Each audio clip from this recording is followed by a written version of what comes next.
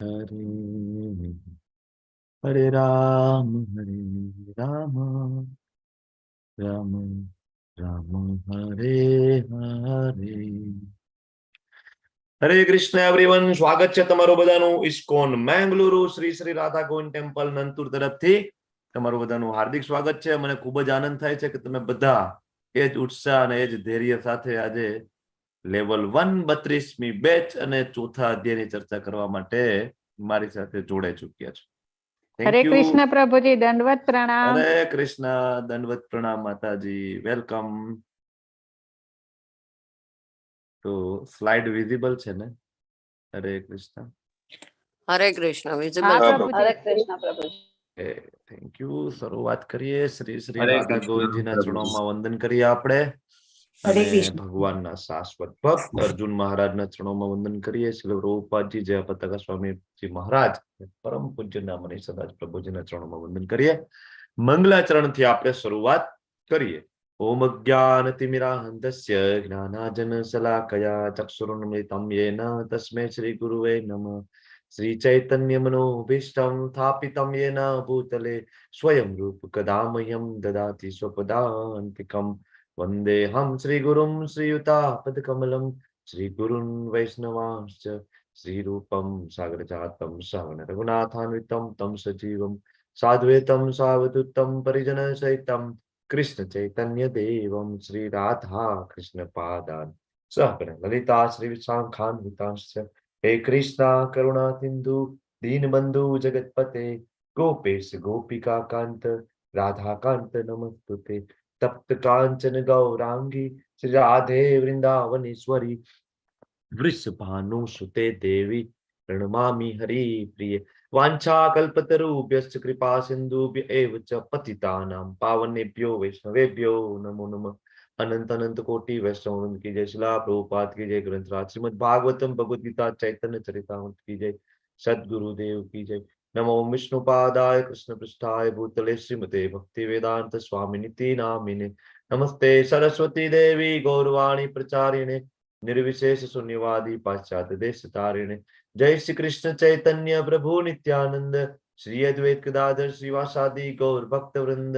हरे कृष्णा कृष्ण कृष्णा हरे हरे हरे राम राम राम हरे हरे. हरे कृष्णा. હરે કૃષ્ણ. હરે કૃષ્ણ. હરે કૃષ્ણ. બધાનું સ્વાગત છે. વેલકમ. આજે હરે આપણે પ્રભુજી, હરે કૃષ્ણ. હરે કૃષ્ણ. મધુસૂદન પ્રભુ, જયેશ ડોડિયાજી, રાજેશ્વરી માતાજી, હર્ષા માતાજી, વેલકમ. તો શરૂઆત કરીશું આજે ચોથું અધ્યાય દિવ્ય જ્ઞાન. એવું આ અધ્યાયનું નામ છે એવું જ આની અંદરથી આપણને જ્ઞાન પ્રાપ્ત થવાનું છે. નામ પ્રમાણે ઘણું બધું આ અધ્યાયમાંથી આપણને શીખવા મળશે. તો તમારો બધાનો આભાર છે આ વિશ્વવ્યાપી અભિયાનમાં જોડાવા બદલ.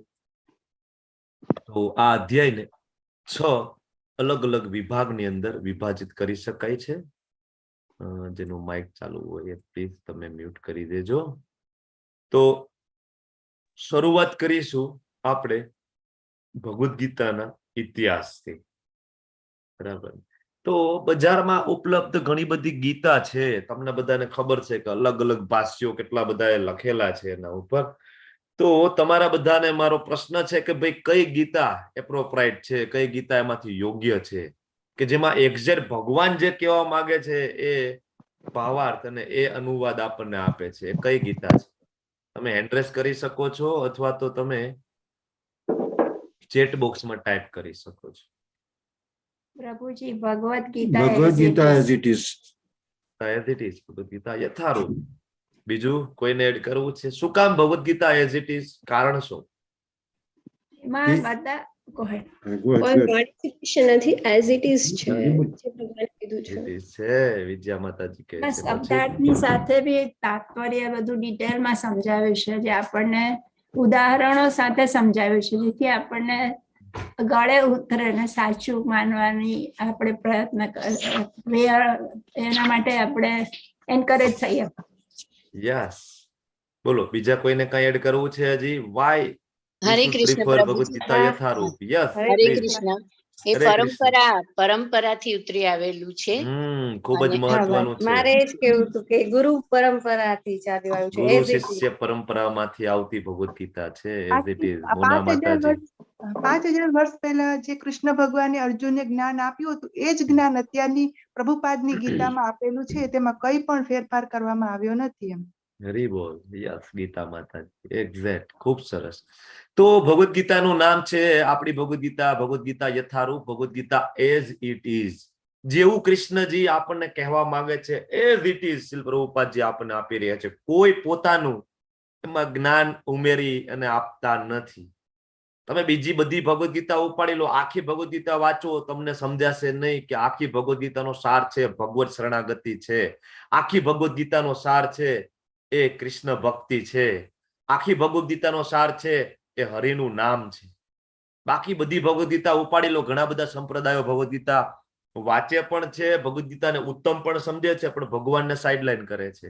અને કા એમાંથી કર્મયોગ ઉપાડી લે, કા એમાંથી અષ્ટાંગ યોગ ઉપાડી લે, અને કા તો એમાંથી ભગવાન નિરાકાર છે આવું સાબિત કરવાની કોશિશ કરે.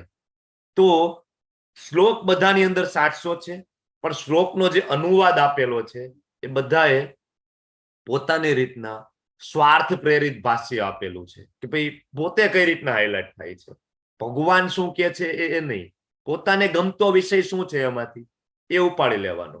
બરાબર. એટલા માટે આપણે ભગવદ ગીતા યથારૂપ છે પ્રિફર કરીએ છીએ. હવે આ ભગવદ ગીતાનો આપણે ઇતિહાસની ચર્ચા કરીએ તો પહેલો શ્લોક છે, ભગવાન બોલે છે, શ્રી ભગવાન ઉવાચ ઇમમ વિવસ્વતે યોગમ પ્રોક્તવાન અહમ અવ્યયમ વિવસ્વાન મનવે પ્રાહ મનુરિસ્વા કવે બ્રવીત. પૂર્ણ પુરુષોત્તમ ભગવાન શ્રી કૃષ્ણ કહે છે કે આ અવિનાશી યોગ, અવિનાશી એટલે જેનો ક્યારેય વિનાશ ના થાય એવો યોગ કયો? ભક્તિ યોગ.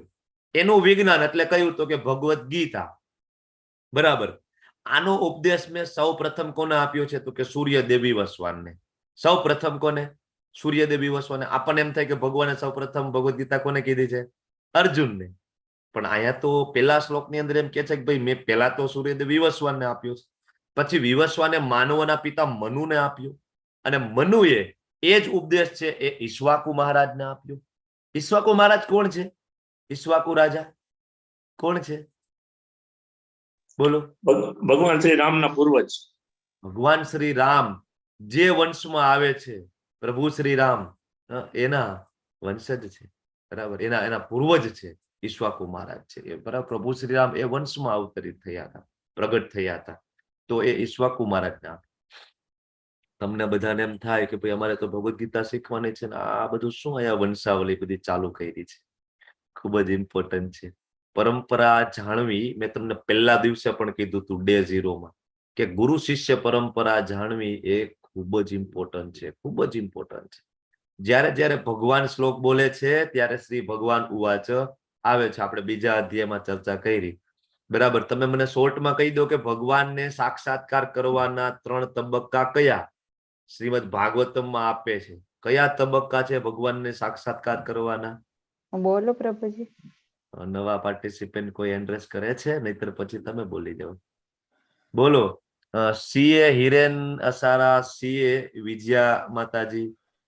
ભગવાન નો આત્મ સાક્ષાત્કાર કરવાના 3 તબક્કા. ડોક્ટર કુંજનજી, ગોપાલ કૃષ્ણ કાપડિયાજી. કેટલું સરસ નામ છે. હરે કૃષ્ણ. મધુસૂદન પ્રભુ. હરે કૃષ્ણ પ્રભુ. હરે કૃષ્ણ. બોલો બોલો પ્રભુ બોલો.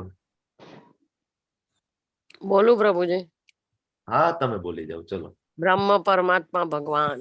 બ્રહ્મ પરમાત્મા ને ભગવાન, આ 3 છે. બહુ ઈઝી ક્વેશ્ચન છે. કેમ કોઈ એડ્રેસ નથી કરતા તમે? બીજા અધ્યાયમાં ભણાવી દીધું છે. ભગવદ ગીતામાં આપેલું છે ડિટેલમાં. 2.2 ના પાવર્થ ની અંદર પણ છે. હરે કૃષ્ણ પ્રભુ. હરે કૃષ્ણ. શરણાગત થઈ જવું. શરણાગત થઈ જવું. ઓકે. યસ પ્રભુ. Thank you. એકચ્યુઅલી 3 તબક્કાની વાત થતી હતી. તો બ્રહ્મ, પરમાત્મા અને ભગવાન એ 3 તબક્કા છે. યસ પ્રભુ. Thank you. તો કઈ પદ્ધતિથી આપણે ભગવાનનું જ્ઞાન લેવાનું છે એ ભગવાન અહીંયા આપણને શીખડાવે છે ભગવદ ગીતાનો ઇતિહાસ સમજાવીને. બીજા શ્લોકમાં ભગવાન કહે છે કે એવમ પરંપરા પ્રાપ્તિ ઇમમ રાજર્ષયો વિદુષ કાલે નેહ મહતા યોગ નષ્ટ પરમ તપ, કે ભાઈ કઈ પદ્ધતિથી આ જ્ઞાન લેવાનું છે. તો ભગવાન કહે છે કે માત્ર ગુરુ શિષ્ય પરંપરા મુજબ. એવમ પરંપરા, માત્ર ગુરુ શિષ્ય પરંપરા દ્વારા આ જ્ઞાન છે, આ પરમ વિજ્ઞાન છે અર્જુન પ્રાપ્ત થયું, અને એ રીતે રાજર્ષિઓએ જાણ્યું. પરંતુ કાળાંતરે આ પરંપરા છે તૂટી ગઈ, તેથી આ વિજ્ઞાન છે યથાર્થ રૂપમાં લુપ્ત થયેલું જણાય છે. ભગવાન અર્જુનને સમજાવે છે. જો પરંપરામાં જ્ઞાન લેવાનો ફાયદો શું છે, તો પેલા ડે 0 આપણે ડે 1 આપણે સ્લાઇડ કવર કરતા હતા. કોઈ વૃક્ષ ઉપરથી ફળ તોડવા હોય, બે પદ્ધતિ છે, કાં તમે પથ્થર મારીને ફળ તોડો છો, ને કાં કોઈ તમારા માટે વૃક્ષ ઉપર ચડીને તમારા માટે ફ્રૂટ લાવે છે. બેટર ઓપ્શન તો એ છે ને, કોઈ આપણે ત્યાંથી લાવે, એકદમ ઇન્ટેક મળે ને, પરંપરા છે. બરાબર. આપણે સામાન્ય દહીં લેવા જઈએ તો પણ આપણે પૂછીએ કે ભાઈ અમૂલનું હોય તો આપજો ભાઈ, બ્રાન્ડેડ છે ને. તો તમે આટલો બધો સમય આપી રહ્યા છો, સવારનો મહામૂલો સમય, તો આપણે જાણવું તો પડે ને કે આ ઓથેન્ટિક સોર્સ તો છે ને આનું. આ જે જ્ઞાન અહીંથી હું આપી રહ્યો છું, આ મારા ખિસ્સાનું જ્ઞાન તો નથી ને. બરાબર, કે હું થોડું ભણી ગયો ને ભગવદ ગીતા વાંચી લીધી અને મને મનમાં આવે એવું જ્ઞાન તો નથી આપતો ને. નહીં, ગુરુ શિષ્ય પરંપરામાં જ પ્રાપ્ત થવું જોઈએ, ભગવાન આપણને સમજાવે છે. આધારભૂત સ્ત્રોત હોવો ખૂબ જ જરૂરી છે. બરાબર. અને કોને આ જ્ઞાન પ્રાપ્ત થયું? તો કે રાજર્ષિઓને. આપણને એમ થાય કે ભાઈ ઘરડા થઈશું ને 65 વર્ષે ત્યારે ભગવદ ગીતા વાંચશું. ભગવાન કે નહીં, આ જ્ઞાન તો રાજર્ષિઓને પ્રાપ્ત થાય એવું છે. પહેલાના સમયના રાજાઓ કેવા હતા? રાજા અને ઋષિ બંને ક્વોલિટી એક વ્યક્તિની અંદર હોય, એને કહેવાય રાજર્ષિઓ. લાઈક ભરત રાજા, બરાબર, પ્રભુ શ્રીરામ આવ્યા, બરાબર, એમના ભાઈ ભરતજી, બરાબર, પરીક્ષિત મહારાજ, આ બધા રાજર્ષિઓ કહેવાય. બરાબર, કે રાજા છે સાથે સાથે ઋષિના પણ ગુણ છે. તો કોને આ જ્ઞાન લેવું જોઈએ? તો કે રાજર્ષિઓને. સેમ અત્યારના જે નેતા, બરાબર, MLA, પ્રેસિડેન્ટ, વડાપ્રધાન, ખરેખર એને ભગવદ ગીતાનું જ્ઞાન પહેલા લેવું જોઈએ, અને એને ભગવદ ગીતાનું જ્ઞાન લઈ અને પ્રજાને આપવું જોઈએ. આ ભગવાનનો આદેશ છે. બરાબર. પણ થયું એવું કે પરંપરા તૂટી ગઈ. પરંપરા તૂટી ગઈ. શું કામ ભાઈ પરંપરા તૂટી ગઈ? કારણ કે શીખવામાં આવતું નથી. બરાબર ને? જયારે આપણા ઉપર અલગ અલગ એટેક થયા, મુગલોનો એટેક થયો, બરાબર, પછી અંગ્રેજોનું આપણા ઉપર શાસન થયું, તો એ બધાનો મૂળ મુદ્દો એક જ હતો કે કઈ રીતના આ લોકોના કલ્ચરને ખતમ કરવું, કઈ રીતના આ લોકોનું જે શાસ્ત્ર છે ને એને ધ્વંસ કરી દેવાનું. કારણ કે આનો બેઝ જ આ છે. તો વર્ષોથી એકનો એક પ્રયત્ન ચાલે છે કે કઈ રીતના આના વેદો, ઉપનિષદો ને મિથ સાબિત કરી દેવાના. મિથ એટલે હવામાં વાતું છે, કપોળ કલ્પિત છે, આ બધું આવું સાબિત કરવું. પણ છતાં એટલો બધો પ્રોબ્લેમ ના થયો. પણ સૌથી વધારે પ્રોબ્લેમ ક્યારે થયો ખબર છે? જ્યારે મોબાઈલ આવ્યા, જ્યારે ઇન્ટરનેટ આવ્યું. એ નેટ આવ્યું ને પછી ખૂબ જ પ્રોબ્લેમ થયો. જે લોકો અંગ્રેજો 200 વર્ષમાં ના કરી શક્યા, મુગલો 300, 400, 500 વર્ષમાં ના કરી શક્યા ને, એ મોબાઈલે 10 વર્ષમાં કરી દીધું, અને એ ઇન્ટરનેટે 5 વર્ષમાં કરી દીધું. બરાબર. કમ્પ્લીટ અત્યારની જનરેશનને પાયમાલ કરવા માટેનો સૌથી વધારે શ્રેય જતો હોય છે તો એ અત્યારના ઇન્ટરનેટને છે. એના કારણે ભગવદ ગીતાને મિથ સમજવામાં આવે, એવું બધું જ્ઞાન પીરસવામાં આવતું હોય કે તો હવામાં વાતું છે, કપોળ કલ્પિત છે. અને બીજું એ કે આપણે બધા ભગવદ ગીતાનું જ્ઞાન નથી લેતા, એટલે આપણા બાળકો પણ ક્યાંથી લેવાના છે? તમે નથી લેતા, તમારા બાળકો નથી ભણવાના ક્યારેય. તો આ રીતના એક ચેન ત્યાંથી તૂટી ગઈ, ભગવાન એ સમજાવે છે. બરાબર. તો હવે ગુરુ શિષ્ય પરંપરાની ભગવાન વાત કરે છે. તો સાચા ગુરુને આપણે કેવી રીતના ઓળખી શકીએ? તમારા બધા માટે પ્રશ્ન છે. તમે હેન્ડ રેસ કરી અને બોલી શકો છો. ભાઈ સાચા ગુરુ એટલે કોણ? બોલો. સાચા ગુરુની વ્યાખ્યા શું આપી શકાશે? તમે ચેટ બોક્સમાં ટાઈપ કરી શકો છો અથવા તો હેન્ડ રેસ કરી શકો છો. યસ, નમ્રતા માતાજી બોલો. સાચા ગુરુ એ શ્રી કૃષ્ણ શરણાગતિ થયેલા હોય અને ગુરુ પરંપરામાં આવતા હોય એ ગુરુ સાચા ગુરુ કહેવાય. હરી બોલ. ખૂબ સરસ. બોલો વિજયા માતાજી, તમે અનમ્યુટ કર્યું હતું ને, બોલો. હા, મતલબ જે રાઈટ ગાઈડન્સ આપે અને લાઈફમાં મતલબ આત્માનો ઉદ્ધાર કરી હેલ્પ કરે to grow by soul. Okay, ખૂબ સરસ. બોલો બીજા કોઈને એડ કરવું છે? બોલો ગીતા માતાજી. જે આપણને કૃષ્ણ ભક્તિ તરફ દોરી જાય તે સાચા ગુરુ છે. સાચા ગુરુ એ છે કે જે તમને કૃષ્ણના શરણે લઈ જાય, નહીં કે તમારા જે ભૌતિક પ્રોબ્લેમો સોલ્વ કરી આપે. હા, વેપાર ધંધામાં પ્રોબ્લેમ છે તો હું એ સોલ્વ કરી દઉં છું, બરાબર. તમારા દીકરાને લગ્ન નથી થતા તો આલ્યો આ દોરો લઈ જાઓ, દોરો બાંધી દેજો, તમારા દીકરાને લગ્ન થઈ જશે. આમ કરીને ભભૂતિ આપે કે આલ્યો ભાઈ આવડી આ ભભૂતિ પડીકીમાં રાખજો, તમારી તિજોરીમાં પૈસાનો ક્યારેય તૂટો નહીં આવે. આવા બધા પણ હોય છે ને, એ ગુરુ નથી, બરાબર. ગુરુ કોણ છે? અથવા તો વ્યાજે પૈસા આપે. હવે તો અત્યારે આ બધા ગુરુઓ છે સમાજની અંદર, તમારે પૈસા જોતા હોય તમને ફંડિંગ પણ કરે, બરાબર. બેંક કરતા પણ ઓછું વ્યાજે તમને આપે, બરાબર. યસ મધુસૂદનજી, શું કેવું છે? બોલો. રાજેશ્વરી માતાજી, તમારો હેન્ડ રેસ છે, કઈ કેવું છે? જી, ગુરુ જ્ઞાની હોવા જોઈએ અને સામે હોવા જોઈએ, મીન્સ કે આપણે જોઈ શકીએ, મળી શકીએ એવી રીતે હોવા જોઈએ. Okay, yes. પિક્ચરમાં હોય એવી રીતે નહીં. હા, ખૂબ સરસ, ખૂબ સરસ. તો ગુરુ ભગવાન શું કહે છે આના વિશે? પદ્મ પુરાણની અંદર સરસ મજાનો શ્લોક છે, સંપ્રદાય વિહીનાય મંત્ર તે નિષ્ફલા મતાહતમ, કે કોઈ પણ મંત્ર છે એ સંપ્રદાયના અનુક્રમમાં ગુરુ શિષ્ય પરંપરામાં આવતો નથી તો એ ફળહીન માનવામાં આવે છે. અચ્છા, તો ગુરુ શિષ્ય પરંપરાના સંપ્રદાયો કેટલા છે ભગવાન? તો ભગવાન એ સમજાવે છે કે 4 ઓથેન્ટિક સંપ્રદાય છે, 4 ઓથેન્ટિક યુનિવર્સિટી છે. કઈ? તો ભગવાન કહે છે કે પહેલા મેં બ્રહ્માજીને જ્ઞાન આપ્યું, બ્રહ્માજીની નીચે મધ્વાચાર્ય આવ્યા, એમ કરતા કરતા નીચે ચૈતન્ય મહાપ્રભુ આવ્યા, અને પછી ષડ ગોસ્વામી ગણ આવ્યા, અને પછી 32મા નંબર ઉપર શીલ પ્રભુપાદજી આવે. તો આપણે આ પહેલી પરંપરામાં આવીએ છીએ. બ્રહ્માજીથી નીચે મધ્વાચાર્યથી નીચે નીચે મહાપ્રભુથી નીચે શીલ પ્રભુપાદજી, અને એના ફોલોવર્સ આપણે. તો આપણે આ પરંપરામાં આવે છે. મતલબ આ ઓથેન્ટિક પરંપરા છે. કોઈ પણ જ્ઞાન તમે લેતા હોય તો હંમેશા ચકાસવાનું, તમને જે જ્ઞાન આપે છે એના ગુરુ એના ગુરુ એના ગુરુ અને એના ગુરુ કૃષ્ણજી સુધી એ ચેન પહોંચે છે, બરાબર. ખૂબ મહત્વનું. બીજું, પદ્મ પુરાણમાં આપેલો આ શ્લોક, એમાં 4 વૈષ્ણવ સંપ્રદાય, બરાબર. આમાંથી કોઈ એક સંપ્રદાય છે કે નહીં? ખૂબ જ જરૂરી છે આ જાણવું. તો પહેલો સંપ્રદાય બ્રહ્મ સંપ્રદાય. બીજો, ભગવાને લક્ષ્મીજીને જ્ઞાન આપ્યું તો એને શ્રી સંપ્રદાય કીધો. શ્રી સંપ્રદાયમાં આગળ રામાનુજાચાર્ય આવ્યા, પછી એમ કરતા કરતા આગળ રામાનંદી સંપ્રદાયમાં આવે છે, બરાબર.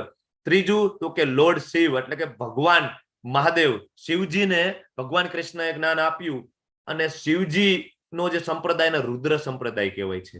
અને રુદ્ર સંપ્રદાયમાં આગળ વિષ્ણુ સ્વામી આવ્યા, અને એની નીચે તમે જુઓ તો વલ્ભાચાર્ય આવ્યા. વિષ્ણુ સ્વામીની નીચે કોણ આવ્યા? વલ્ભાચાર્ય. અને એ તમને બધાને ખબર છે, હવેલી સંપ્રદાય, પુષ્ટિ માર્ગીય સંપ્રદાય છે, એ પણ અહીંયા ઓથેન્ટિક સીધી લાઈનમાં કૃષ્ણજી સાથે કનેક્ટ થાય છે. અને ચોથો સંપ્રદાય 4 કુમારો. ભગવાને બ્રહ્માજીના 4 પુત્રોને જ્ઞાન આપ્યું, 4 કુમારોને, અને એની નીચે નિંબાર્ક આચાર્ય આવ્યા, જેને કુમાર સંપ્રદાય કહેવાય અથવા તો નિંબાર્ક સંપ્રદાય કહેવાય છે. તો આ 4 સંપ્રદાય, આ 4 ઓથેન્ટિક યુનિવર્સિટીમાંથી લીધેલું જ્ઞાન હોય ને તો એ ઓથેન્ટિક જ્ઞાન છે, ભગવાન કહે છે. આના સિવાય બીજા કોઈ સંપ્રદાય છે નહીં. ખૂબ જ ધ્યાન રાખવું પડે જ્ઞાન લેતા હોય, કારણ કે મનુષ્ય જીવન મળવું ખૂબ જ અઘરું છે.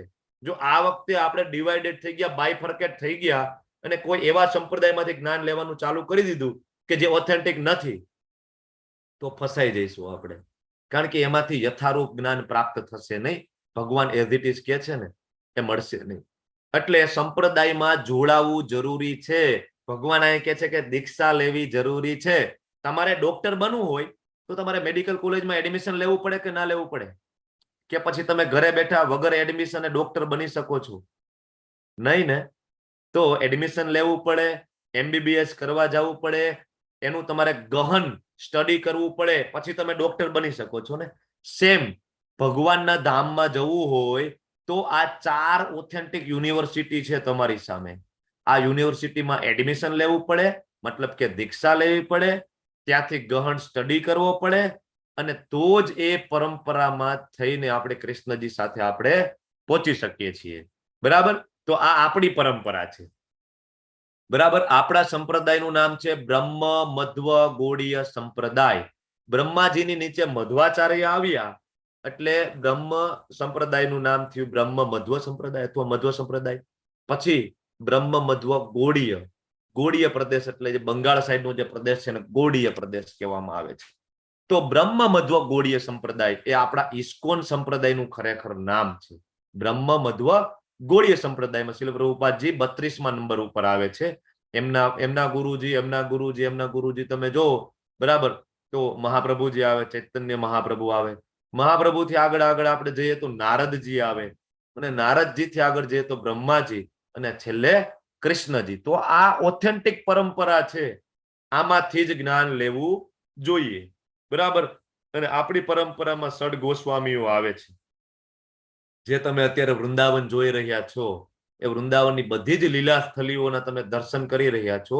સંપૂર્ણ શ્રેય છે એ આ 6 ગોસ્વામીઓને જાય છે. બરાબર ને?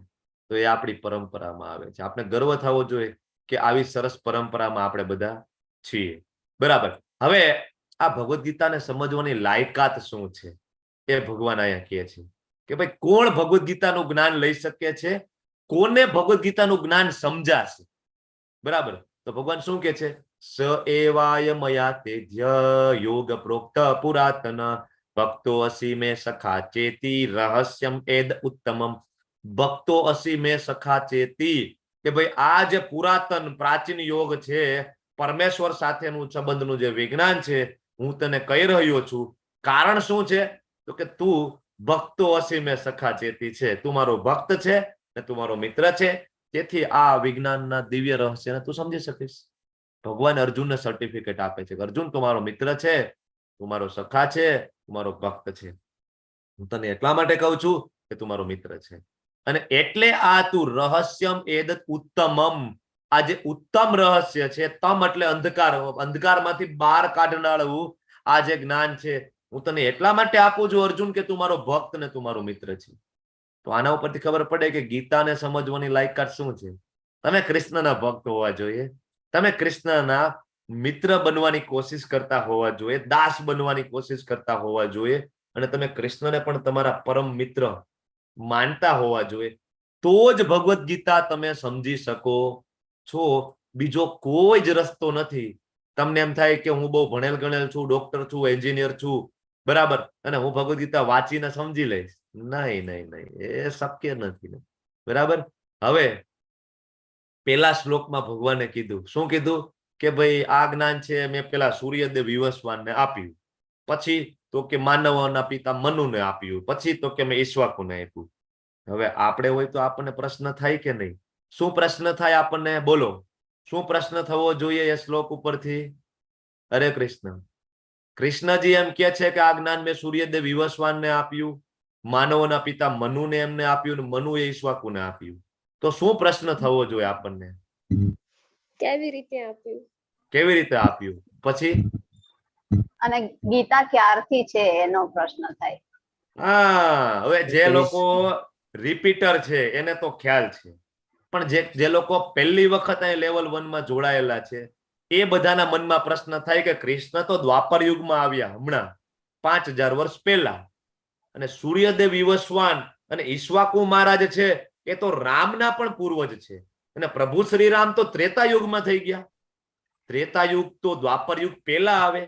તો કઈ રીતના એ જ્ઞાન કૃષ્ણજી ત્યાં આપી આવ્યા છે જ્યારે કૃષ્ણ દ્વાપર યુગમાં આવ્યા હતા? તો પ્રશ્ન થાય ને. એટલે આ પ્રશ્ન થાય એ પ્રશ્ન અર્જુન જ પૂછી લે છે. શું પૂછે છે અર્જુન? કે સૂર્યદેવ વિવસ્વાન તમારા જન્મથી જ્યેષ્ઠ છે, તમે કહો છો કે આ જ્ઞાન મેં સૂર્યદેવને આપ્યું, પણ સૂર્યદેવ તો તમારા કરતા ક્યાંય મોટા છે. હું કેવી રીતના સમજી શકું કે શરૂઆતમાં તમે તેના વિજ્ઞાનની સૂચના આપી હતી? આપણે બે મામા ફોઈના ભાઈ છીએ, આપણે બે સાથે મોટા થયા છીએ, તમારી મારી ઉંમરમાં કઈ બહુ લાંબો તફાવત નથી, અને તમે એમ કહો છો કે મેં આ જ્ઞાન વિવસ્વાનને આપ્યું છે. બરાબર છે. તો આ ડાઉટ છે. કોનો ડાઉટ છે? અર્જુનનો છે? ના, અર્જુનનો ડાઉટ નથી. આ ડાઉટ આપણા બધાનો છે. કોનો ડાઉટ છે? આપણા બધાનો. એટલે આપણા વતી અર્જુન પ્રશ્ન પૂછે છે. જો કેટલો મોકળાશ છે, અર્જુન સીધે સીધા પ્રશ્ન પૂછી લે છે, ડાયરેક્ટ.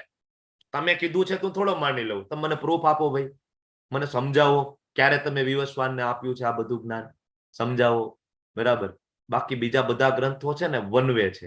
ખાલી ભગવદ ગીતા એવું છે એમાં પ્રશ્ન જવાબ પ્રશ્ન જવાબ પ્રશ્ન જવાબ છે. આપણે વારંવાર વાત થતી હોય છે. બરાબર. તો આ ડાઉટ છે કોનો? આપણા બધાનો. કારણ કે ભગવાન તો દ્વાપર યુગમાં આવે. દ્વાપર યુગ પહેલા તો કૃષ્ણ હતા જ નહીં, તો ક્યાંથી કૃષ્ણ જ્ઞાન આપે? આપણને એવું થાય ને.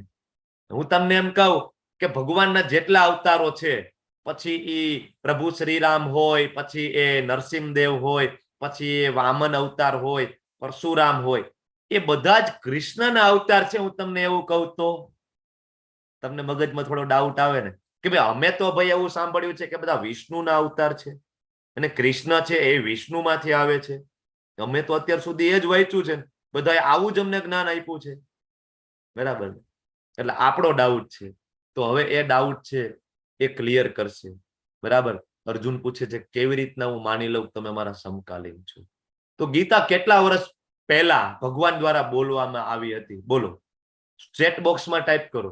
તમને શું લાગે છે કેટલા વર્ષ પહેલા ભગવદ ગીતા બોલવામાં આવી? 5000 બોલો પ્રભુજી. બોલો બોલો. 4,32,000 12 કરોડ વર્ષ પહેલા. 12 કરોડ વર્ષ પહેલા કે છે, અમુક 4,32,000 વર્ષ પહેલા કે છે, પછી 5,000 વર્ષ કોણ કે છે? હા બોલો રાજેશ્વરી માતાજી, મધુસૂદન પ્રભુ. અમે જ લખ્યું 5265. 5,000 વર્ષ તમે કયો છો. ઓકે. પછી પૃથ્વી ઉપર 21 લાખ વર્ષ પહેલા એટલે 20 લાખ વર્ષ પહેલા કહી છે. હા, અને આમ 12 કરોડ વર્ષ પહેલા સૂર્યદેવને. તમે તો 5,000 વર્ષ કયો છો. અને 5,500 વર્ષ પહેલા. હા, અહીંયા તો ભાઈ કરોડોમાં વાત થઈ રહી છે, તમે હજારોમાં વાત કરી રહ્યા છો. અહીંયા જે વાત થાય છે તો કરોડોમાં વાત થાય છે ભાઈ. ક્યાંથી આ સમજવાનું હવે આપણે? તો એને સમજવા માટે આપણે સમયને સમજવો પડશે. કાળ. આપણે પહેલા દિવસે ચર્ચા કરી હતી ભગવદ ગીતાના મુખ્ય 5 વિષયો: ભગવાન, જીવ, કાળ, પ્રકૃતિ અને કર્મ. એમાં ભગવાન વિશે આપણે જાણ્યું બીજા અધ્યાયમાં, હજી આગળ પણ જાણીશું. જીવ એટલે કે આત્મા વિશે બીજા અધ્યાયમાં જાણ્યું. બરાબર. હવે અહીંયા આપણે કાળ વિશે જાણીએ. બરાબર છે. કર્મ વિશે પણ આપણે ગઈકાલે થોડી ચર્ચા કરી. આગળ પણ કર્મ વિશે જાણશું. તો કાળ એટલે કે સમય. આપણને તો જનરલી એવું હોય કે સમય એટલે શું? તો કે ભાઈ બહુમાં બહુ તો મારા જન્મથી અને બહુમાં બહુ તો ભાઈ સ્કૂલમાં ઇતિહાસ ભણાવ્યો છે, અંગ્રેજો અને મુગલો અને બિફોર ક્રાઇસ્ટ, બહુમાં બહુ તો 2000 વર્ષ. આનાથી વિશેષ બહુ અમને ખ્યાલ નથી, કારણ કે આપણી સમજ છે મર્યાદિત છે. કાળ છે એ શાશ્વત છે, ઇટર્નલ છે. એનો ક્યારે અંત હતો નહીં, ક્યારે અંત થશે નહીં. બરાબર છે. હવે આ સમજવા માટે એક મોટું બેન્ચમાર્ક લેવું પડે. બાળકને ભણાવવું હોય ફૂટપટ્ટી, તો એને પેલા 6 ઇંચની નાની ફૂટપટ્ટી આપીએ, 12 ઇંચની આપીએ, એ ભણાવીને પછી આપણે એને 1 કિલોમીટર બરાબર કેટલા એ થાય એ સમજાવીએ. તો આ મોટો બેન્ચમાર્ક લઈએ છીએ બ્રહ્માજીનું આયુષ્ય, અને પછી આપણે એમાં નાનું નાનું શીખીએ છીએ. તો સૌથી અહીં નીચે તમે જોવો છો કલિયુગ. કળિયુગની અવધિ કેટલી છે? 4,32,000 વર્ષ. ખાલી કળિયુગ ખાલી આટલો જ છે, 4,32,000 વર્ષ. ઘણા બધા એમ કે ઓ ઘોર કળિયુગ આવી ગયો છે અત્યારે. હજી તો કળિયુગની શરૂઆત નથી થઈ ભાઈ. હજી એ દ્વાપર યુગની સંધ્યા ચાલી રહી છે. જસ્ટ ભગવાન કૃષ્ણ હજી ગયા છે, જસ્ટ હમણાં જ. હજી કાલની જ વાત છે એમ કહી શકાય. સમયની સાપેક્ષમાં ગણીએ ને તો કાલની જ વાત છે જે ભગવાન ગયા છે. કારણ કે આખો કળિયુગની અવધિ 4,32,000 વર્ષ છે, જેમાંથી હજી માત્ર 5,000 વર્ષ ગયા છે. તો કળિયુગ હજી 4,27,000 વર્ષનો બાકી છે. કળિયુગ પછી આવે, કળિયુગ પહેલા આવે દ્વાપર યુગ. દ્વાપર યુગમાં ભગવાન કૃષ્ણ આવ્યા. તો કળિયુગ કરતા બમણું એટલે ડબલ કરો, 8,64,000 વર્ષ જે દ્વાપર યુગ. ત્રેતાયુગ તો કે 3 ગણો કળિયુગના, 12,96,000 વર્ષ. સતયુગ કળિયુગના 4 ગણા, 17,28,000 વર્ષ. અને આ ચારેયનો સરવાળો મારો તો 43,20,000 વર્ષ, જેને એક દિવ્ય યુગ કહેવાય. કેટલું? એક દિવ્ય યુગ. બરાબર. તો આવા 71 દિવ્ય યુગ જયારે ભેગા થાય ને ત્યારે ખાલી એક મનુનું આયુષ્ય છે. કેટલા? 71 દિવ્ય યુગ મનુનું. અને જ્યારે આવા 14 મન્વંતર, 14 મનુ અને એની વચ્ચેની જે સંધ્યા છે, 15 સંધ્યાઓ, એ બધી એકત્ર થાય 400 બિલિયન યર્સ થાય. બરાબર. સોરી 4.32 બિલિયન યર્સ થાય ત્યારે એક કલ્પ થાય. એક કલ્પ એટલે બ્રહ્માજીનો એક દિવસ. મોટું મોટું હું તમને કહું તો 432 કરોડ વર્ષ છે એ બ્રહ્માજીની 12 કલાક છે. કેટલી? 432 કરોડ વર્ષ. એટલે બ્રહ્માજીનું સવારે ઉઠે અને બ્રહ્માજી સાંજે સુવા જાય એટલે આપણે આ પૃથ્વી ઉપર 432 કરોડ વર્ષનો સમય જતો રહ્યો હોય છે. અને બીજા 432 કરોડ વર્ષ આમાં એડ કરો ત્યારે બ્રહ્માજીનો એક દિવસ થાય કમ્પ્લીટલી, એમ જોવા જઈએ તો. અને આવું બ્રહ્માજી છે 100 વર્ષ જીવે છે. આવું તો ભાઈ કે અમે સાંભળ્યું જ નહોતું, ક્યાંય જોયું જ નહોતું. અને બ્રહ્માજીનું 50% આયુષ્ય અત્યારે પૂર્ણ થઈ ગયું છે. બરાબર. કળિયુગના 5117 વર્ષ છે એ વીતી ચૂક્યા છે. હવે આ જે કાળ મુજબ આપણે સાબિત થાય કે મનુના જન્મ પહેલા ભગવદ ગીતા છે એ સૂર્યદેવ વિવસ્વાનને બોલવામાં આવેલી છે. બરાબર. તો આપણે તો મનુ સુધી નથી પહોંચવું. આપણે ક્યાં પહોંચીએ કે ભાઈ ઈશ્વાકુ મહારાજ. ઈશ્વાકુ મહારાજ ક્યારે આવ્યા હતા? તો કે પ્રભુ શ્રી રામના પૂર્વજ. અચ્છા, રામ ક્યારે આવ્યા હતા? તો કે રામ આવ્યા હતા ત્રેતા યુગમાં. બરાબર ને? આપણે ફરીથી ઓલી સ્લાઇડ બેક કરું છું જોવા માટે કે રામ ક્યારે આવ્યા હતા? તો કે ભાઈ આ ત્રેતા યુગમાં. ત્રેતા યુગના શરૂઆતમાં ઈશ્વાકુ મહારાજ આવ્યા હતા. હવે એને ભગવદ ગીતાનું જ્ઞાન હતું તો આપણે ઈશ્વાકુ મહારાજ થી ગણીએ ને તો 12,96,000 વર્ષ આ અને 8,64,000 વર્ષ દ્વાપરના. આ બે ને ખાલી કમ્બાઈન કરો ને, આ બે ને, હજી કળિયુગની ગણતરી નથી લેવી આપણે, ખાલી આ બે ને કમ્બાઈન કરો ને તોય 20 લાખ વર્ષથી ભગવદ ગીતા પૃથ્વી ઉપર છે.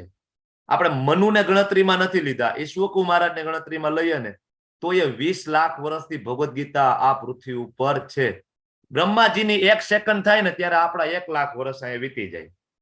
બરાબર છે. બ્રહ્માજીનું આયુષ્ય કેટલું છે તો તમે જુઓ. બરાબર. એટલે ભગવદ ગીતા પૃથ્વી ઉપર છે 20 લાખ વર્ષ.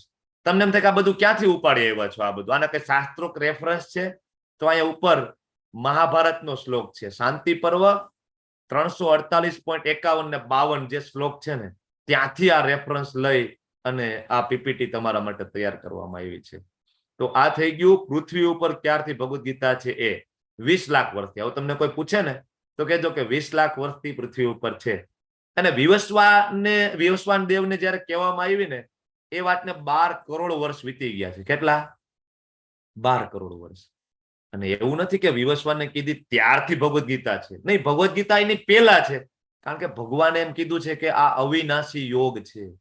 પહેલા શ્લોકમાં કીધું છે, બીજા શ્લોકમાં કીધું છે, ત્રીજા શ્લોકમાં કીધું છે કે ભાઈ આ જ્ઞાન છે, પુરાતન છે, પ્રાચીન છે.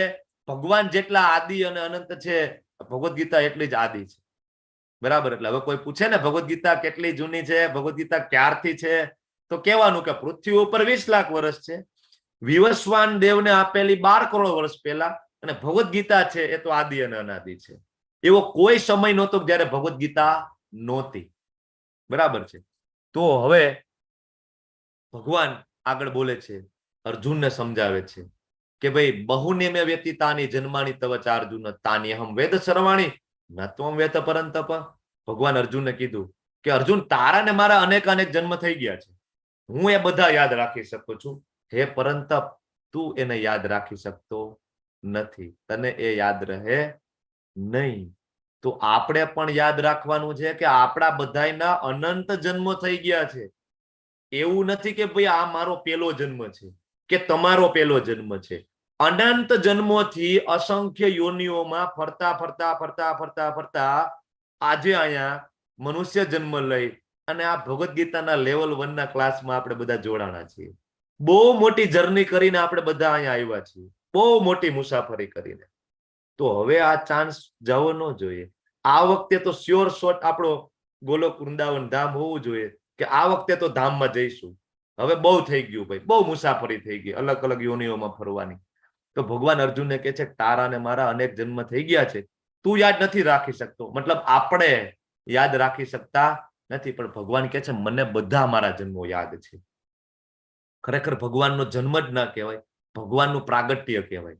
ભગવાન હંમેશા પ્રગટ થાય, ભગવાન ક્યારેય જન્મતા નથી. ભગવાન કૃષ્ણ છે, અજન્મા છે, અજ છે, હમણાં વારંવાર કહેશે. બરાબર. તો ખાસ આપણે યાદ રાખવું પડે. હવે ભગવાન કેવા છે? શાશ્વત છે, અજાત છે. કોણ કે છે? તો કે બ્રહ્માજી જ્યારે આ સૃષ્ટિનું સર્જન થાય ને પહેલા જે જીવાત્મા જે છે ને, પહેલા કોઈનું સર્જન થાય બ્રહ્માજી છે. બીજા કોઈ દેવી દેવતાઓ નહીં, યક્ષો નહીં, ગંધર્વો નહીં, મનુષ્યો નહીં, પશુ પક્ષી વૃક્ષો કોઈ નહીં. પેલા એકમાત્ર પ્રથમ જીવ જે છે સૃષ્ટિના એ બ્રહ્માજી છે. એ બ્રહ્માજી બ્રહ્મ સંહિતાના પહેલા શ્લોકમાં લખે છે. શું કે છે? ઈશ્વર પરમ કૃષ્ણ સચ્ચિદાનંદ વિગ્રહ અનાદિરાદિર ગોવિંદ સર્વ કારણ કારણમ. કે ઈશ્વર કોણ છે? પરમ ઈશ્વર કોણ છે? તો કે પરમ ઈશ્વર કૃષ્ણ છે. ઈશ્વર પરમ કૃષ્ણ સચ્ચિદાનંદ વિગ્રહ કેવા છે? તો કે અનાદિ, એનો કોઈ આદિ છે નહીં. અનાદિર આદિ, બધાના પોતે આદિ છે. કોણ? તો કે ગોવિંદ સર્વ કારણ કારણ. સુંદર મજાની સ્તુતિ બ્રહ્મ સંહિતામાં લખે છે. સરસ મજાના શ્લોકો છે એની અંદર. તમે સવારે મંગલા આરતી થાય ને પછી જયારે શૃંગાર આરતી થાય ને ત્યારે એ બ્રહ્મ સંહિતાના 2 શ્લોક ત્યારે બોલવામાં આવતા હોય છે. વેણુ કવડંતર વિંદ દલાયતાક્ષમ બર્હાવતાર સમસિતમ બુંદ સુંદરાંગમ કંદર્પ કોટિ કમનીય વિશેષ શોભમ ગોવિંદમ આદિપુરુષમ તમહમ ભજામી. હું કોને ભજું છું? બ્રહ્માજી કે છે હું કોને ભજું છું? તો કે ગોવિંદમ આદિપુરુષમ, હું તો કૃષ્ણને ભજું છું. બ્રહ્માજી એમ કે છે. શિવજી પોતે શ્રીમદ ભાગવતમ સ્કંદ 4 28મો અધ્યાયમાં શિવજી મહાદેવ પોતે એમ કે છે કે વાસુદેવ છે પરમ નિયંતા છે. એ જ કૃષ્ણ કે જે પાલન કરનાર પણ એ છે, સર્જન કરનાર પણ એ છે અને વિનાશ કરતા પણ એ છે. શિવજી કહે છે. માતા પાર્વતી જ્યારે શિવજીને પ્રશ્ન પૂછે છે કે તમે તો દેવોના દેવ મહાદેવ છો, તમે કોના ધ્યાનમાં બેઠા છો? તમે કોના તપમાં બેઠા છો? બરાબર, કોની આરાધના કરો છો? ત્યારે શિવજી માતા પાર્વતીને કહે છે કે આરાધના નામ પરમ વિષ્ણુર આરાધના શ્રેષ્ઠ. કે ભાઈ આરાધનાની અંદર કોઈ શ્રેષ્ઠ જે આરાધના હોય તો એ વિષ્ણુની આરાધના છે. હું એની આરાધના કરું છું. મારા પ્રિય કોણ છે? મારા પ્રિય કૃષ્ણ છે. મારા પ્રિય કોણ છે? રામ છે. શિવજી કહે છે, બ્રહ્માજી કહે છે, ઇન્દ્ર કહે છે. બરાબર ને? તો હવે આપણે આગળ વધીએ કે કૃષ્ણનું આગમન કેવી રીતના થાય છે. બધાને એમ થાય ને કે ભગવાનનો જન્મ થાય છે. તો અહીંયા શું કહે છે ભગવાન 4.6માં? અમે ઘણા બધાને ભગવદ ગીતા ડિસ્ટ્રીબ્યુટ કરવા જાય ને ત્યારે એમ કે ભાઈ કૃષ્ણનો તો જન્મ થયો હતો ને ભાઈ, એ થોડા ભગવાન હોઈ શકે? એ તો એને ભગવદ ગીતા બરાબર વાંચવી જોઈએ. જો અહીંયા 4.6માં કૃષ્ણ શું કહે છે કે અજો અપી સન અવયાત્મા. અજ એટલે કે હું અજન્મા છું. મારો જે દિવ્ય દેહ છે એ અવ્યય છે, એટલે ક્યારેય નાશ નથી થતો. આપણા બધાનો દેહ છે દરેક સેકન્ડે નાશ થાય છે ને, ભગવાનનો દેહ નાશ નથી થતો. બરાબર. તમે કોઈ દિવસ ભગવાન કૃષ્ણનું વૃદ્ધ હોય એવું પિક્ચર જોયું છે ક્યારે? કે ભાઈ કૃષ્ણ છે, મોટી મોટી દાઢી થઈ ગઈ છે, સફેદ વાળ થઈ ગયા છે, આવું જોયું કે આમ લાકડીના ટેકે ટેકે જાતા હોય કે કાં તો કે કૃષ્ણ ગરડા થઈ ગયા છે? જોયું ક્યારે? જયારે મહાભારતનું યુદ્ધ હતું ને કુરુક્ષેત્રમાં, ત્યારે કૃષ્ણ છે ને એ ઓલમોસ્ટ 85 વર્ષની આસપાસ એની ઉંમર હતી આપણી ગણતરી મુજબ. 85 વર્ષ. એમના દીકરાના દીકરા પણ ત્યારે હતા, પણ છતાં એ નવ યૌવન હતા. બ્રહ્માજી પોતે કહે છે કે આદ્યમ પુરુષમ નવ યૌવનમ છે. કૃષ્ણ છે ક્યારેય વૃદ્ધ થયા જ નથી. કૃષ્ણની ઉંમર ક્યારે 16 વર્ષ 18 વર્ષથી ઉપર ગઈ જ નથી, ક્યારેય નહીં. બરાબર છે, કારણ કે એ નવ યૌવન છે હંમેશા. તો ભગવાન કે મારો દેહ છે નાશ પામતો નથી. પછી ભૂતાનામ ઈશ્વરો અપી સન, કહી દીધું ને આયા ભગવાને કે બધાનો હું સ્વામી છું. ભૂતાનામ, દરેક ભૂતો એટલે કે દરેક જીવો. પછી એમાં દેવી દેવતાઓ આવી ગયા, ગંધર્વો, યક્ષો, પશુ પક્ષીઓ, 84 લાખ યોનિઓ, બધાનો હું સ્વામી છું. બરાબર. પ્રકૃતિમ સ્વામ અધિષ્ઠાય. બરાબર. ભાઈ પ્રકૃતિ છે મારા હાથમાં છે, મારા કંટ્રોલમાં છે. અને સંભવામી આત્મ માયા. સંભવામી એટલે કે હું ભાઈ પ્રગટ થાઉં છું. કઈ રીતના? તો કે મારી માયા વડે. હું જન્મ લેતો નથી, હું પ્રગટ થાઉં છું. કઈ રીતે? મારી માયા વડે. ઘણા બધા એમ કે કૃષ્ણ છે એ તો દેવકીજી અને વસુદેવજીના ખોળે જન્મ થયો હતો. કૃષ્ણ આવ્યા ને એની પહેલા એને પોતાનું ચતુર્ભુજ સ્વરૂપ છે એ વસુદેવ અને દેવકીજીને બતાવ્યું હતું. આવ્યા પહેલા જ, એનો જન્મ નથી લીધો, ડાયરેક્ટ પ્રગટ થયા છે. આવ્યા પહેલા એના ચતુર્ભુજ નારાયણ પોતાનું જે સ્વરૂપ છે એ દર્શન કરાવ્યા. દેવકીજી વસુદેવજી કહે છે કે નહીં ભગવાન, અમારે તમારું દ્વિભુજ બરાબર નાનું સ્વરૂપ અમારે જોવું છે, તમે એ સ્વરૂપે અમને દર્શન આપો. ત્યારે ભગવાન કૃષ્ણ સ્વરૂપે પ્રગટ થાય છે. ભગવાન છે પોતાની માયાથી આવે છે. ભગવાન પોતે નક્કી કરી શકે કે ક્યાં જન્મ લેવાનો છે.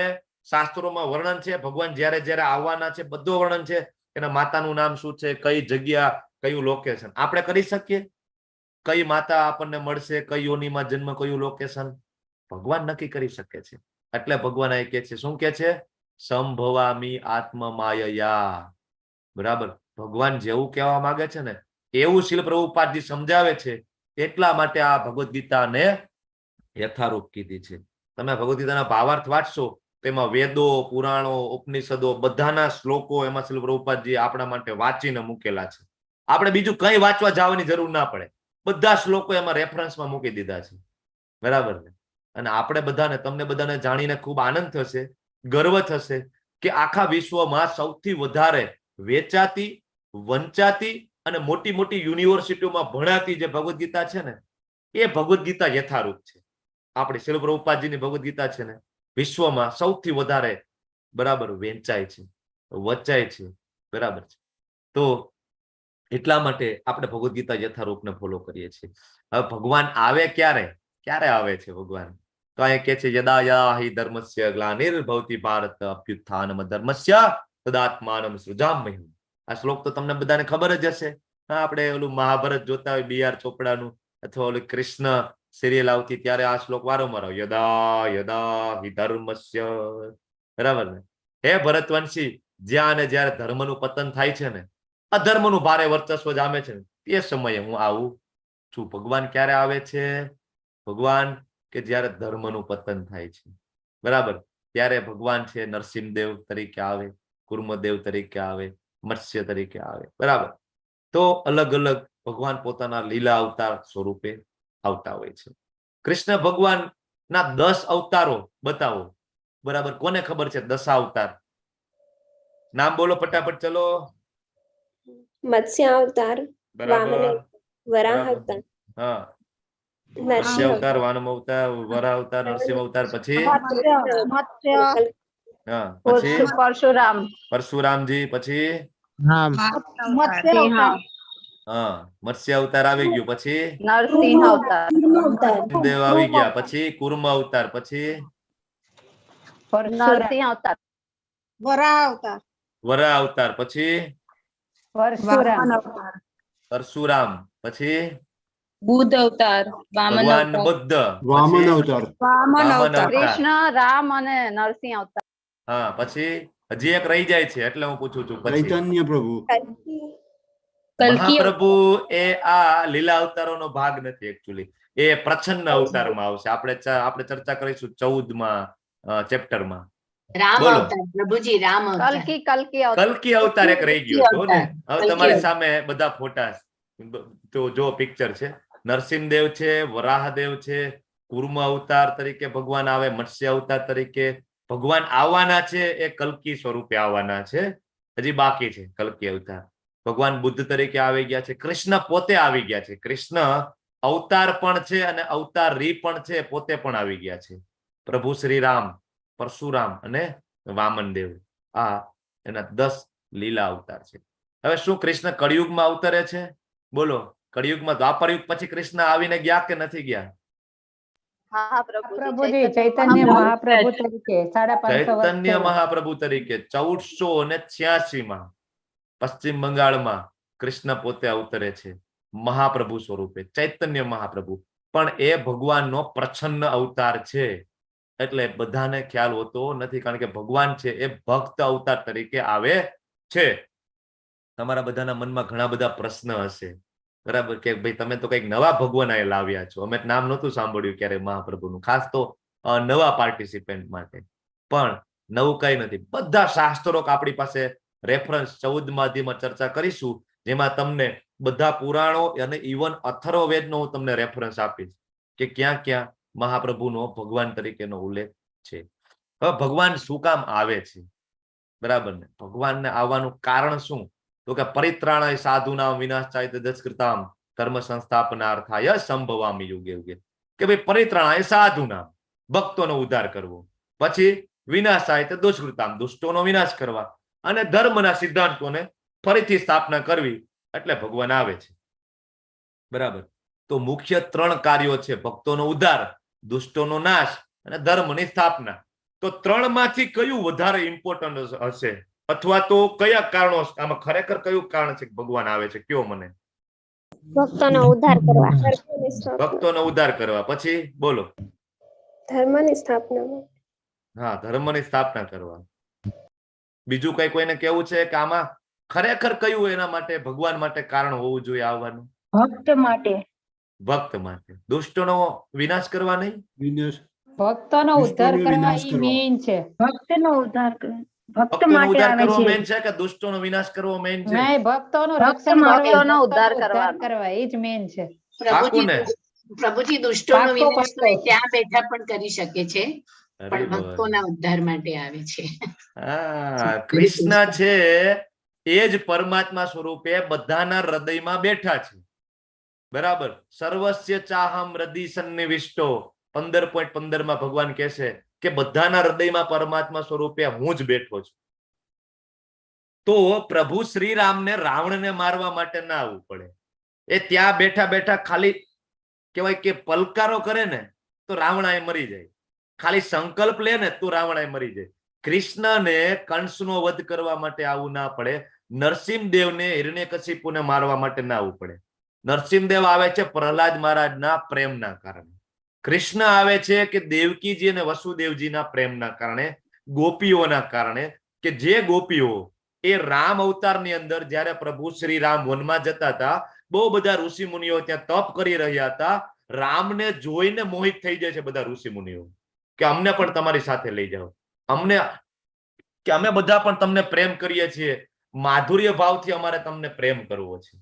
ત્યારે રામ એમ કે છે કે ભાઈ આ વખતે હું મર્યાદા પુરુષોત્તમ છું, એક જ પત્ની છે સીતાજી, બરાબર, પણ કૃષ્ણ અવતારમાં આવીશ ને જ્યારે તમને બધાને હું સ્વીકારી લઈશ. એટલે કૃષ્ણ તરીકે જ્યારે ભગવાન આવે છે ત્યારે બહુ બધી ગોપીઓ, 16,108 રાણીઓ, ઘણા બધા મૂર્ખાનંદો આવા મેસેજ ફેલાવતા હોય, કૃષ્ણને તો 16,108 રાણીઓ છે, આમ છે ને તેમ છે ને, બરાબર. અરે 16,108 રાણીઓ અને બધી ગોપીઓ કોણ છે? એ બધા મહાન સંતો છે કે જે રામ અવતારથી કૃષ્ણની રાહ જોઈ રહ્યા છે કે ક્યારે અમારા ભગવાન આવે અને અમે એની સાથે લીલા કરીએ. એ બધા ગોપ બાળો છે ને એ બધી ગોપીઓ છે, એ કોઈ સામાન્ય આપણી જેમ વ્યક્તિઓ નથી. એટલે ભગવાન આવે છે ભક્તોનો ઉદ્ધાર કરવા માટે. રામ આવે છે, સબરીજી રાહ જોતા હતા. મતાંગ ઋષિ એમના ગુરુ મહારાજે કીધું હતું સબરીજીને કે રામ આવશે એક દિવસ, તમે રાહ જોજો. સબરીજી રાહ જોવે છે. એમની સાથે ઘણા બધા તપ કરતા હતા ને બધા ધામમાં જતા રહ્યા હતા ડાયરેક્ટ, બરાબર. ધામમાં એટલે કે ઊંચા ગ્રહોમાં જતા રહ્યા હતા, પણ સબરીજી વેઇટ કરતા હતા કે નહીં રામ આવવાના છે. તો રામ એના માટે આવે, રામ હનુમાનજી માટે આવે, કૃષ્ણ છે એ એમની ગોપીઓ, એમના ભક્તો, દેવકીજી એમના માટે આવે, નરસિંહદેવ પ્રહલાદ મહારાજ માટે, નહીં કે બધાનો વધ કરવા માટે આવે. એ તો સાઈડનું કામ છે ભાઈ, બરાબર. કે ભાઈ રામ તરીકે આવ્યા છીએ તો કે હવે શું, તો કે ભાઈ થોડુંક લીલા કરી લઈએ કે બધા સાંભળે, બધાને મજા આવે, તો કે ભાઈ હાલો એક રાવણ એનો વધ કરી નાખીએ ને થોડાક બરાબર થોડાક અસુરોને મારી નાખીએ. એ કઈ બહુ મોટી વાત નથી, સાઈડનું કામ છે એ બધું. અને આવા અસુરોનો વધ કરે તો ધર્મની સ્થાપના ઓટોમેટિક થઈ જાય.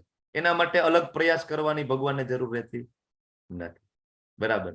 ભગવાન છે ને પોતાના માટે બધું સહન કરી લે, પણ પોતાના ભક્તને કઈ થાય ને સહન ના કરી લે. અર્જુન કહે છે ને કે ભગવાન રહેવા દો ને નથી આપણે મારવા. ભગવાન કે નહીં, આ બધાનો વધ કરવાનો છે, આ બધાને મેં ચાન્સ આપી દીધા છે એક વખત, બરાબર. આ ભીષ્મ છે, બરાબર, કર્ણ છે, બધાને મેં ચાન્સ આપ્યા છે. ભલે ભીષ્મદેવ તો ભગવાનના મહાન ભક્ત છે, એમની યોજનામાં જ ભાગ લેવા માટે સામેની સાઈડમાં ઉભા છે, પણ એ કે બધાને મેં ચાન્સ આપ્યો છે, પણ મારા ભક્તને કોઈ હેરાન કરે તો હું છોડતો નથી, એટલા માટે ભક્ત આવે છે. હવે આ બધું જાણવાનો ફાયદો શું? કૃષ્ણને આટલું બધું જાણીએ ડિટેલમાં ફાયદો શું છે? તો ભગવાન કહે છે જન્મ કર્મ ચમે દિવ્યમ એવમ યો વેતિ તત્વતઃ ત્યક્તા દેહમ પુનર્જન્મ નેતિ મામેતિ સોર્જુન. કે અર્જુન, મનુષ્ય જો મારો જન્મ, મારું પ્રાગટ્ય, ભગવાનનો જન્મ થાય નહીં, ભગવાન હંમેશા પ્રગટ થાય. જેમ પૂર્વ દિશામાંથી સૂર્ય ઉગે છે, પશ્ચિમ દિશામાં સૂર્ય આથમે છે, તો આપણે એવું કહીએ છીએ કે સૂર્યનો આ જન્મ થયો છે પૂર્વ દિશામાંથી. બરાબર? એવું છે કે પશ્ચિમમાં આથમી જાય પછી સૂર્ય નથી? અહીંયા પશ્ચિમમાં આથમે, અમેરિકામાં જાઓ ત્યાં સૂર્યોદય થતો હોય છે. અત્યારે તમે કેનેડામાં જાઓ તો ત્યાં રાત પડી ગઈ છે. બરાબર ને? ત્યાં સૂર્ય નથી, આપણે સૂર્ય ઉદય થયો છે. સેમ ભગવાન છે એ આ બ્રહ્માંડમાં પ્રગટ થાય છે, અહીંયા લીલાઓ પૂર્ણ કરે, બીજા બ્રહ્માંડમાં જાય ત્યાં લીલાઓ પૂર્ણ કરે, ત્રીજા બ્રહ્માંડમાં. અને એવું પણ જરૂરી નથી કે અહીંયા લીલા પૂરી કરીને જ બીજા બ્રહ્માંડમાં જાય. ભગવાન તો એક જ સાથે અનંત બ્રહ્માંડોમાં લીલા કરી શકે છે. એ વ્યાસદેવ સ્વરૂપે પણ હોય, ત્યારે કૃષ્ણ સ્વરૂપે હોય, ત્યારે નારદજી સ્વરૂપે હોય છે, એના એ જ કૃષ્ણ છે. બરાબર છે? તો આ જે કોઈ જાણી લે કે ભગવાનનો જન્મ છે કેવો છે? દિવ્ય છે. એ તો અમે જન્માષ્ટમી ઉજવીએ છીએ એટલા માટે કે ભગવાન સાથે કનેક્ટ થઈ શકાય, ભગવાનની લીલાઓનું આસ્વાદન કરી શકાય, એટલા માટે ભગવાન છે એ આવે છે. અને પછી ભગવાનના કર્મ છે દિવ્ય છે. મહાવિષ્ણુ ભગવાનના એક અવતાર. બરાબર? તો એ મહાવિષ્ણુના એક એક રંધ્રોમાંથી અનંત બ્રહ્માંડોની ઉત્પત્તિ થાય. ખાલી એક વખત શ્વાસ બહાર કાઢે ને ત્યાં, અને શ્વાસ અંદર લઈ લે, બધા બ્રહ્માંડો અંદર. એ કૃષ્ણનો એક પુરુષ અવતાર છે, પ્રથમ પુરુષ અવતાર છે, જેને કાણોદક્ષાય વિષ્ણુ કહેવાય છે. બરાબર? ભગવાન 7 વર્ષના હોય અને ગોવર્ધન પર્વત છે 7 દિવસ સુધી ઉપાડી લે ટટલી આંગળી ઉપર, એ કૃષ્ણનું કર્મ છે. ભગવાન ખાલી 6 દિવસના હોય અને પૂતનાનો વધ કરી નાખે, એ કૃષ્ણ છે. બરાબર છે? તો ભગવાનના કર્મ છે દિવ્ય છે, ભગવાનનો જન્મ છે દિવ્ય છે. પણ ખબર ના પડે. આપણે સામાન્ય ઉદાહરણ આપીએ કે ધારો કે જેલર છે, બરાબર, ધારો કે કોઈ પ્રેસિડેન્ટ છે એ જેલમાં આવે છે. પ્રેસિડેન્ટ, ધારો કે વડાપ્રધાન અત્યારે નરેન્દ્ર મોદી છે, તો જેલમાં જાય તો ત્યાં બધા હોય, સાદા ડ્રેસમાં ગયા હોય મોદી સાહેબ, તો ત્યાં બધા કેદીઓ હોય. એ શું કહે? જોયું ને, આવી ગયા ને, કે આપણે 420 અને આ ભાઈએ 420, જો આ જેલમાં આવી ગયા, એવું કે નહીં? એટલે મૂર્ખાનંદો એમ કે કૃષ્ણ છે એ પણ મનુષ્ય હતા, એ સામાન્ય પુરુષ હતા. નહીં. વડાપ્રધાન જેલમાં વિઝિટ એટલા માટે કરવામાં આવે છે કે જેલરને પૂછે. શું પૂછે જઈને? કે ભાઈ આમાંથી કોઈ સુધરે એમ છે? બરાબર? કોઈના ચાલ ચલન સુધરા છે? તો જેલર શું કે હા 2-4 જણા છે સુધરે છે. તો કે સજા કેટલી છે? તો કે ભાઈ એને 18 વર્ષની સજા છે. તો કે એક કામ કરો ને, 12 વર્ષની કરી દો. જેલર બરાબર એટલે જાય, પ્રેસિડેન્ટ સાહેબ હોય જેલમાં વિઝિટ કરવા માટે. તો કૃષ્ણ એટલા માટે આવે છે, રામ એટલા માટે આવે છે. શું કામ આવે છે? એ લીલા કરે, એ લીલાનું આપણે આસ્વાદન કરીએ. અને કૃષ્ણ પૂછે, શું પૂછે માયાદેવીને? કે ભાઈ કોઈ સુધરે એવું લાગે છે? તો માયાદેવી એમ કે હા ભાઈ, અત્યારે 51 જણા છે લેવલ 1 ના કોર્સમાં જોડાયા ગયા છે અને એ બધા સુધરવાની કોશિશ કરે છે. તો કે ભાઈ આ બધાની સજા કેટલી છે? આ બધા 51 જણા ક્લાસમાં છે એની. તો કે ભાઈ એના પાપ કર્મો તો એટલા છે ને કે એને હજી અનંત યોનિઓમાં ફરવાનું છે. તો કૃષ્ણ શું કે ભાઈ છોડી દો એને. કા? તો કે ભાઈ મારી લીલાનું આસ્વાદન કરે છે ને, મારો જન્મ, મારું કર્મ દિવ્ય છે સમજવાની કોશિશ કરે છે ને, છોડી દો. નેક્સ્ટ બર્થમાં એને ધામમાં મોકલી દેજો. કૃષ્ણ એટલા માટે આવે છે. બરાબર? આ આપણે જાણવું પડે. ખાલી આટલું જાણી લે ને, જન્મ કર્મ ચમે દિવ્યમ ત્યક્તા દેહમ પુનર્જન્મ, કે આ શરીર છોડ્યા પછી બીજી વાર આ ભૌતિક જગતમાં જન્મ લેવો પડતો નથી. અને મામ એટલે કે મને પ્રાપ્ત કરે છે. ક્યાં? તો કે સનાતન ધામમાં, મારા ધામને પ્રાપ્ત કરે છે. તો આપણા અને કૃષ્ણ વચ્ચે ફરક છે. કૃષ્ણનું જે સ્વરૂપ છે એ કાયમી છે, આપણું સ્વરૂપ છે કામ ચલાવ છે. ભગવાનનું શરીર આધ્યાત્મિક છે, આપણું શરીર છે કેવું છે? ભૌતિક છે. બરાબર? ભગવાનનું શરીર આત્મા પરમાત્મામાં કોઈ તફાવત નથી, અને આપણું શરીર અને આત્મા અલગ છે ને. આત્મા અહીંથી નીકળી જાય, શરીર અહીંનું અહીં રહે. કે ને ભાઈ જતા રહ્યા, ભાઈ તો ત્યાં ત્યાં હોય, શરીર ત્યાંનું ત્યાં તો છે. તો જતું કોણ રહ્યું? આત્મા જતો રહ્યો. પણ કૃષ્ણના આત્મા, પરમાત્મા અને શરીરમાં કોઈ તફાવત નથી. ભગવાન આગળ પણ કહેશે. બરાબર? કારણ કે પરમાત્મા એ પોતે જ છે. કૃષ્ણ માયાના નિયંત્રક છે. હમણાં કીધું ને, સંભવામી આત્મ માયા. પછી પ્રકૃતિ સ્વામ અધિષ્ઠાય, પ્રકૃતિ એ એનું નિયંત્રક હું છું. અને આપણે બધા માયા દ્વારા નિયંત્રિત થાય છીએ. આ ફરક છે. હવે કૃષ્ણને જાણવાથી ફાયદો શું થાય છે હજી આગળ? તો કે ભગવાન અહીંયા રેફરન્સ આપે છે. ભગવાન શું કહે છે કે એવું નથી કે આ હું ખાલી કહું છું કે ભાઈ મને જાણી લેવાથી તમને ધામ પ્રાપ્ત થાય. ભગવાન કહે છે કે રાગ, આસક્તિ, ભય, ક્રોધથી મુક્ત થઈ અને મારામાં સંપૂર્ણપણે લીન થઈ મારું શરણ લઈને અનેક મનુષ્યો બહવો જ્ઞાન તપસા પૂતા મદભાવ માગતા, કે ભૂતકાળમાં કેટલાય મનુષ્યો છે કે મારા વિશેનું આ જ્ઞાન લઈ પવિત્ર થયા અને મારા દિવ્ય પ્રેમને પામ્યા છે.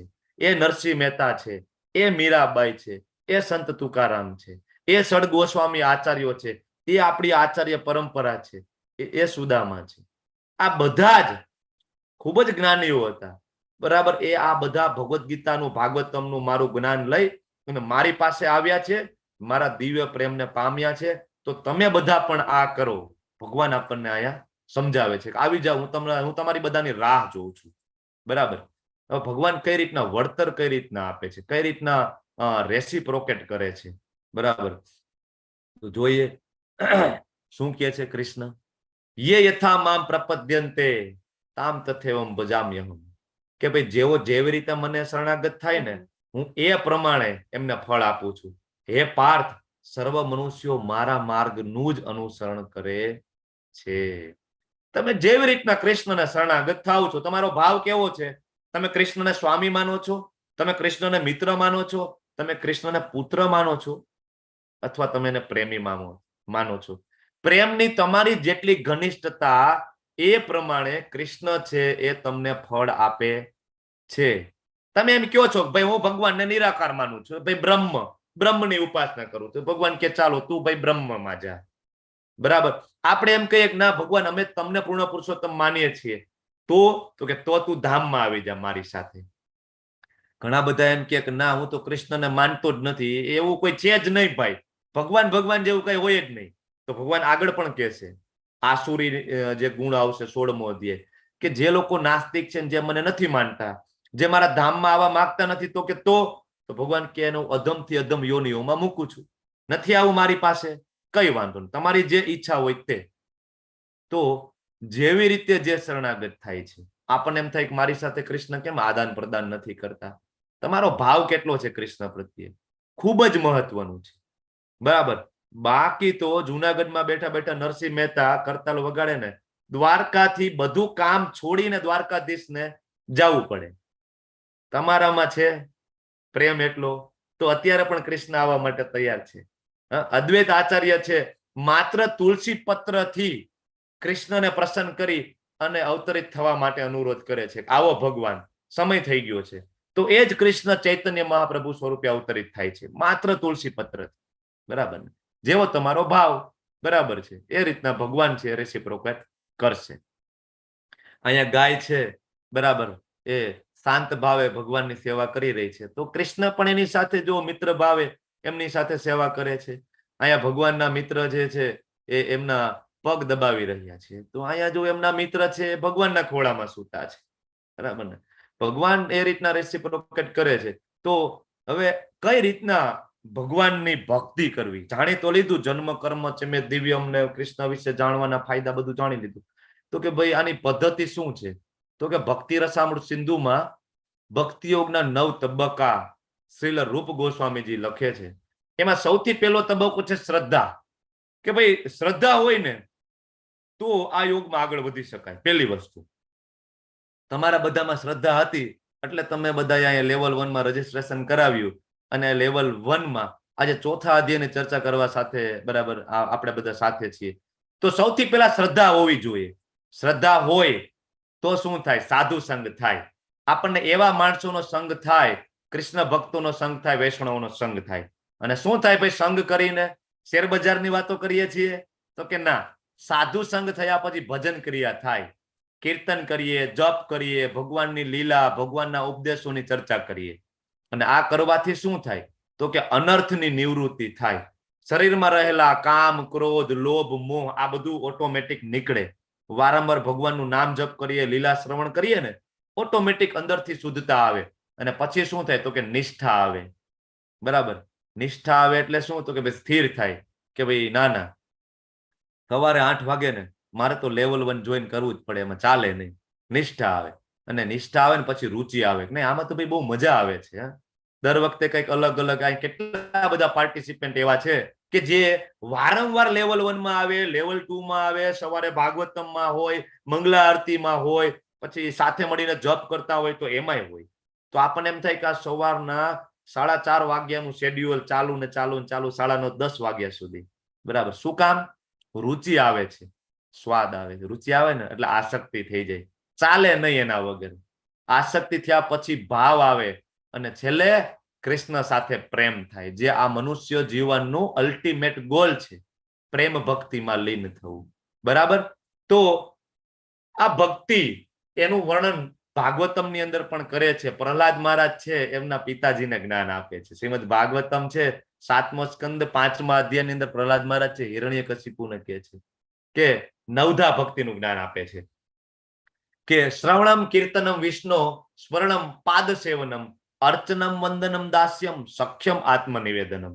કે ભાઈ પેલું જે સ્ટેજ છે શ્રવણ, સાંભળવું. કોણ છે અહીંયા? બોલી જાવ ચલો. હિયરિંગ. શ્રવણમ કોણ છે ભક્તિ કરે છે? મહારાજ પરીક્ષિત. પરીક્ષિત મહારાજ. કીર્તનમ કોણ કરે છે? મીરાબાઈ.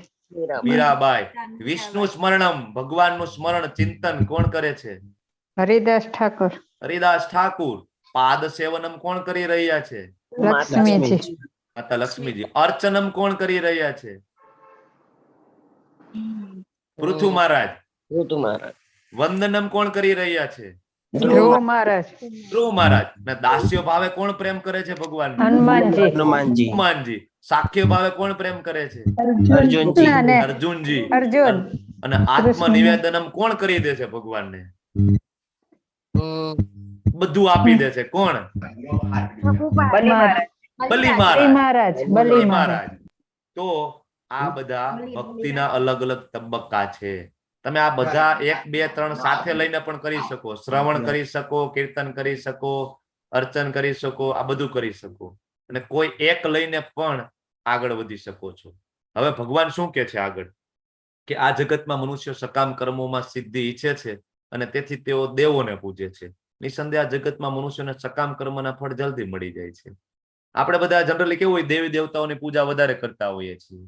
લક્ષ્મીજી પૈસા માટે, જ્ઞાન સરસ્વતીજી પાસેથી, શુભતા ગણેશજી પાસેથી, બળ હનુમાનજી પાસેથી. પણ આપણને ખબર નથી કે આ બધાને આ શક્તિ આપનારા શક્તિમાન કોણ છે? કૃષ્ણ છે. બધાને ગણેશજી પાસે શુભતાનો ગુણ છે. ગણેશજી ક્યાંથી લાવે છે? વિઘ્નહર્તા તરીકેનો ગુણ. બરાબર. ગણેશજી કોને પૂજે છે? ગણેશજીના ઈષ્ટ છે નરસિંહદેવ છે. નરસિંહદેવ પાસેથી વિઘ્નહર્તાનો ગુણ છે લે છે. બરાબર. પણ આપણને ખબર નથી. એટલે ભગવાન કહે છે કે માણસો સકામ કર્મોમાં સિદ્ધિ જોતી હોય, કે જેને પૈસા જોય, પુત્ર જોય, ધન જોય, તો એ બધા દેવી દેવતાઓની પૂજા કરે છે. બરાબર. અને દેવી દેવતાઓ આપે પણ જલ્દી. બરાબર. પપ્પા અને મામા જેવી વાત છે આમાં. બરાબર. જો તમે 18 દિવસ સાથે રહેજો, તમારા ઘણા બધા કન્સેપ્ટ છે કદાચ મારા વિચારો સાથે મેચ ના થાય. શરૂઆતમાં એવું બનશે. જેમ જેમ ભગવદ ગીતા વાંચશો ને તમે પણ ક્લિયર થઈ જશો, મારી ગેરંટી છે. પપ્પા અને મામા જેવું છે કે ભાઈ બાળક છે એને આઈસ્ક્રીમ ખાવો હોય તો શિયાળો હોય ને તોય મામાને કહે તો મામા લઈ દે, ભાઈ હાલ ને મારો ભાણેજ છે ને લે આઈસ્ક્રીમ. પણ પપ્પાને કહે તો પપ્પા ના પાડે, શરદી થઈ જાય ભાઈ ના ખવાય, થોડી વાર રોવું હોય તો રોઈ લે. એવી રીતના કૃષ્ણ આગળ કહે છે અહમ બીજ પ્રદ પિતા, હું તમારા બધાનો પિતા છું. બરાબર. પિતા ધાતા. બરાબર. આગળ પણ બીજા શ્લોકમાં કહે છે હું જ પિતા છું. આગળ 7મા અધ્યાયમાં કહે છે કે બધાનું ઉદ્ભવ સ્થાન હું છું. તો કૃષ્ણ જલ્દીથી આપે નહીં. શ્રેયસ્કર હોય ને એ આપે. એટલે જો બધા રાક્ષસો અને અસુરો હોય ને એ બધા કોની પૂજા કરે? કોની? બ્રહ્માજીની, શિવજીની. શિવજીને પ્રસન્ન કરે. શિવજી આશુતોષ છે, ખૂબ જ દયાળુ છે, ખૂબ જ કૃપાળુ છે. માગવો એ આપી દે. કાંઈ બધા કૃષ્ણની પૂજા નથી કરતા, વિષ્ણુની આરાધના નથી કરતા. કા ભાઈ રાવણ વિષ્ણુની આરાધના નથી કરતો, ભસ્માસુર? વાય ના આપે? શિવજી છે આપી દે એટલા માટે. તો હવે અહીંયા ભગવાન છે એ 4 વર્ણની વાત કરે છે.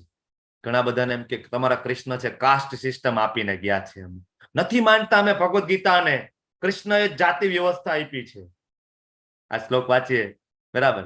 કે ચાતુર્વર્ણ્યમ મયા સૃષ્ટમ ગુણ કર્મ વિભાગશ. ભૌતિક પ્રકૃતિના 3 ગુણો તથા તેમની સાથે સંકળાયેલા કર્મ પ્રમાણે માનવ સમાજના 4 વર્ણોની રચના મેં કરી છે. કયા 4 વર્ણ? બોલી જાઓ. કયા 4? બ્રહ્મચર્યાશ્રમ, ગૃહસ્થાશ્રમ, નહીં, વાનપ્રસ્થાશ્રમ, નહીં. બ્રાહ્મણ, વૈશ્ય, શૂદ્ર, બ્રાહ્મણ, ક્ષત્રિય, વૈશ્ય, શૂદ્ર. વૈશ્ય અને શૂદ્ર. હા, બ્રાહ્મણ, ક્ષત્રિય, વૈશ્ય અને શૂદ્ર 4 વર્ણોની મેં રચના કરી. અહીંયા વર્ણો છે, વર્ણાશ્રમ ધર્મ નહીં. બરાબર? સોરી પ્રભુજી. હા, 4 વર્ણોની રચના મેં કરી છે. હું આ વ્યવસ્થાનો ત્રષ્ટા છું, એટલે આ વ્યવસ્થા મેં બનાવી છે. અધિકારીઓ છતાં હું અકર્તા છું. હું એમાં નથી. હું બ્રાહ્મણમાં નથી, ક્ષત્રિય નથી, વૈશ્ય નથી, શૂદ્ર. કારણ કે હું ભગવાન છું. હું એનાથી પરે છું.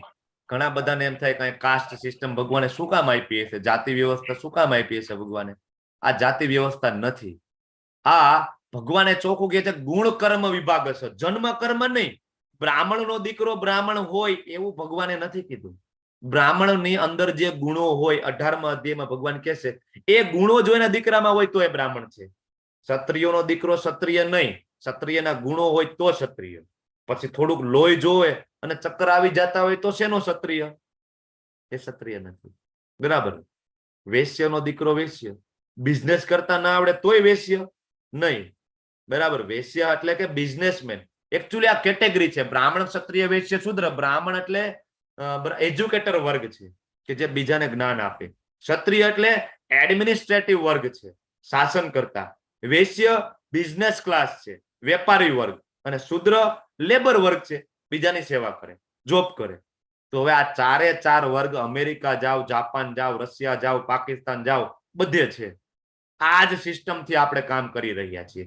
તો ભગવાને ગુણ મુજબ પ્રોફેશન સિલેક્ટ કરવાની વાત કરેલી છે કે તમારામાં જે ગુણ હોય ને એ મુજબનો તમે પ્રોફેશન સિલેક્ટ કરજો. નહીં કે બ્રાહ્મણ એટલે ઊંચી જાતિ ને શૂદ્ર એટલે નીચી જાતિ. પણ આપણે તો બધા બોલિવૂડના મૂવી જોયા, ટીવી જોયા, બરાબર? અને એમાં કોઈ બ્રાહ્મણ છે, એક શૂદ્ર નડે તો કે રામ રામ રામ રામ રામ, શિવ શિવ શિવ શિવ શિવ, અમારે નાવું પડશે. શાસ્ત્રમાં એવું નથી લખેલું. બરાબર ને?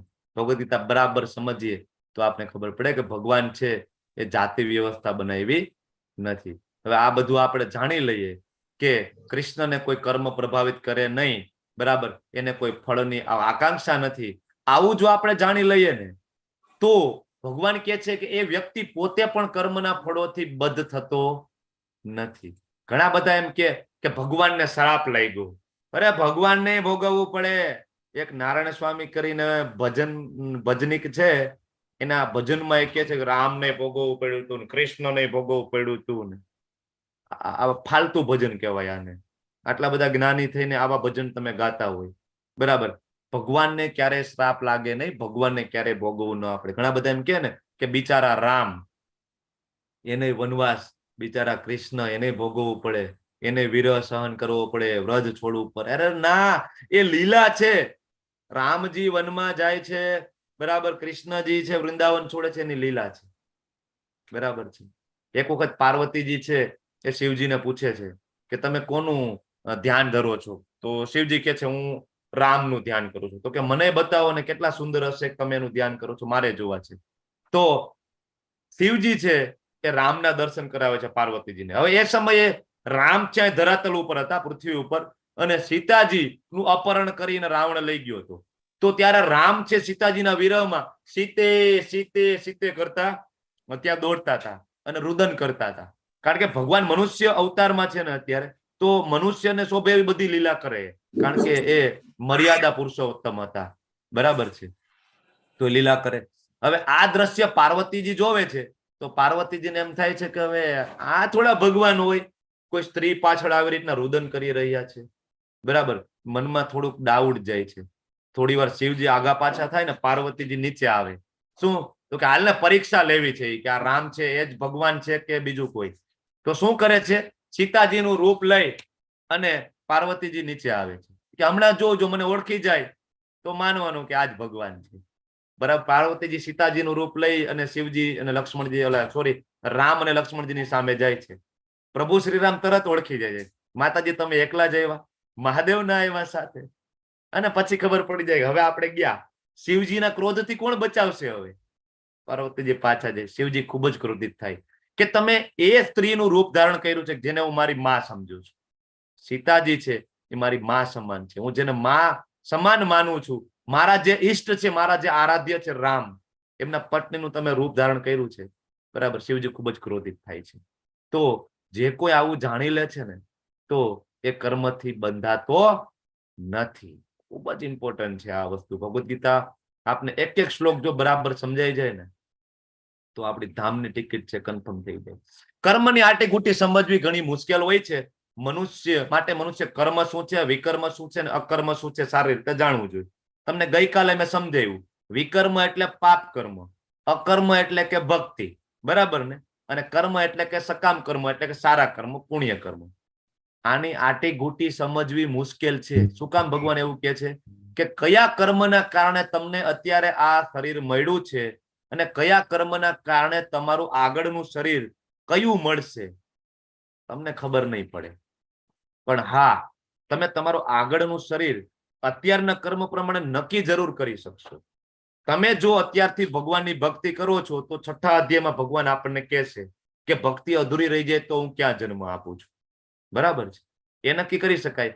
પણ અત્યારે કયા કર્મના કારણે તમે ડોક્ટર છો, એન્જિનિયર છો, સીએ છો, એ તમને ખબર ના પડે. એટલે કર્મની આટી ગૂટી સમજવી મુશ્કેલ છે. સૌથી ઉત્તમ છે અકર્મ.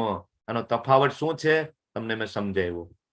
હવે ભગવાન કહે છે, શું કહે છે કે આ બધું જ્ઞાન છે એ તને ક્યાંથી મળશે? જન્મ કર્મ ચમે દિવ્યમ, બરાબર, હું કર્મના ફળોથી બંધાતો નથી. ભગવદ ગીતાનું એઝ ઇટ ઇઝ યથારૂપ જ્ઞાન ક્યાંથી પ્રાપ્ત થશે? કેવી રીતે આ જ્ઞાન મેળવવાનું? કોની પાસે જવાનું? એની રીત શું છે? તો ભગવાન અહીં કહે છે કે તદ્વિધિ પ્રણિપાતેન પરિપ્રશ્નેન સેવયા ઉપદેક્ષ્યંતિ તે જ્ઞાનમ જ્ઞાનીન તત્વદર્શિનમ. કે સદગુરુના શરણે જા અને સત્ય જાણવાનો તું પ્રયાસ કર.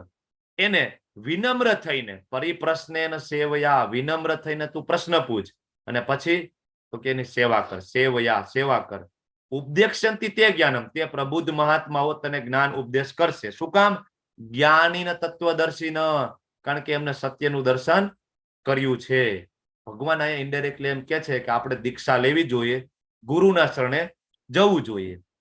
ઘણા બધા એમ કે ને કે ગુરુની શું જરૂર છે? હા, હું તો ડાયરેક્ટ ભગવાનને માનું છું.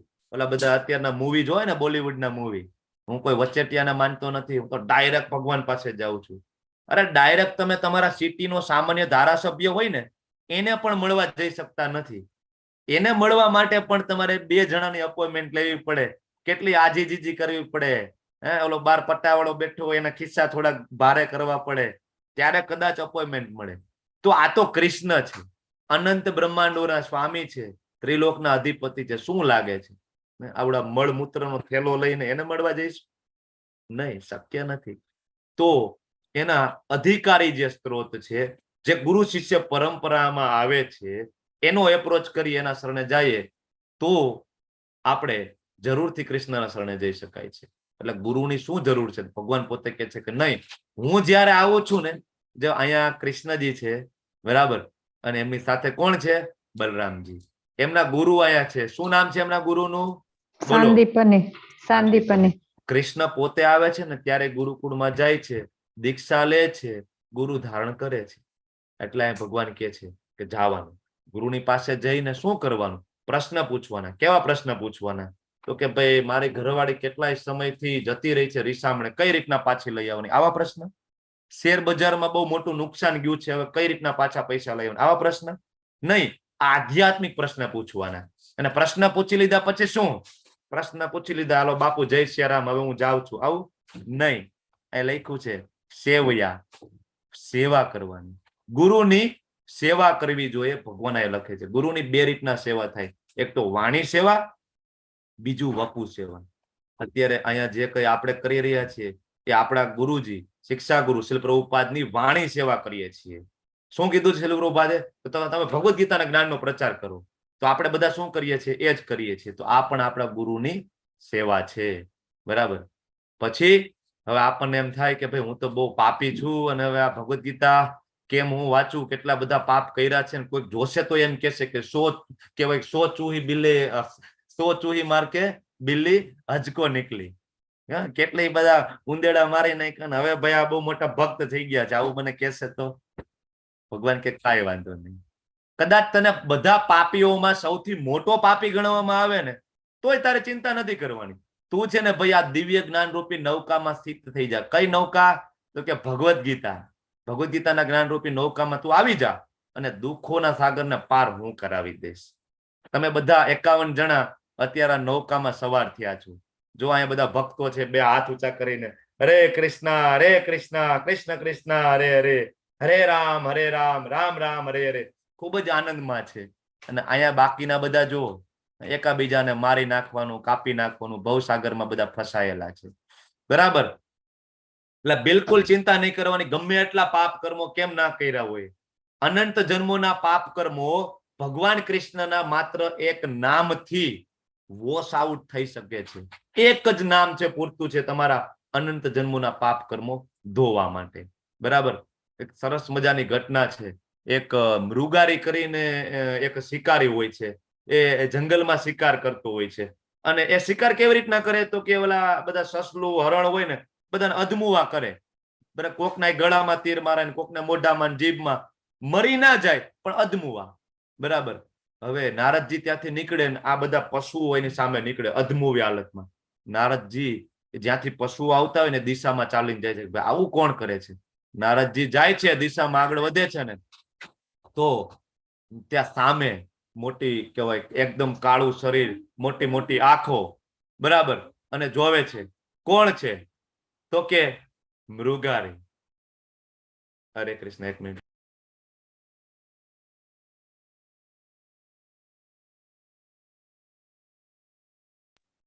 તો મોટી મોટી કાળી આંખો, થોડી લાલ આંખો, બરાબર. તારું નામ શું છે? તો કે મારું નામ મૃગારી છે. તો કે તમે આ શું કામ કરે છો?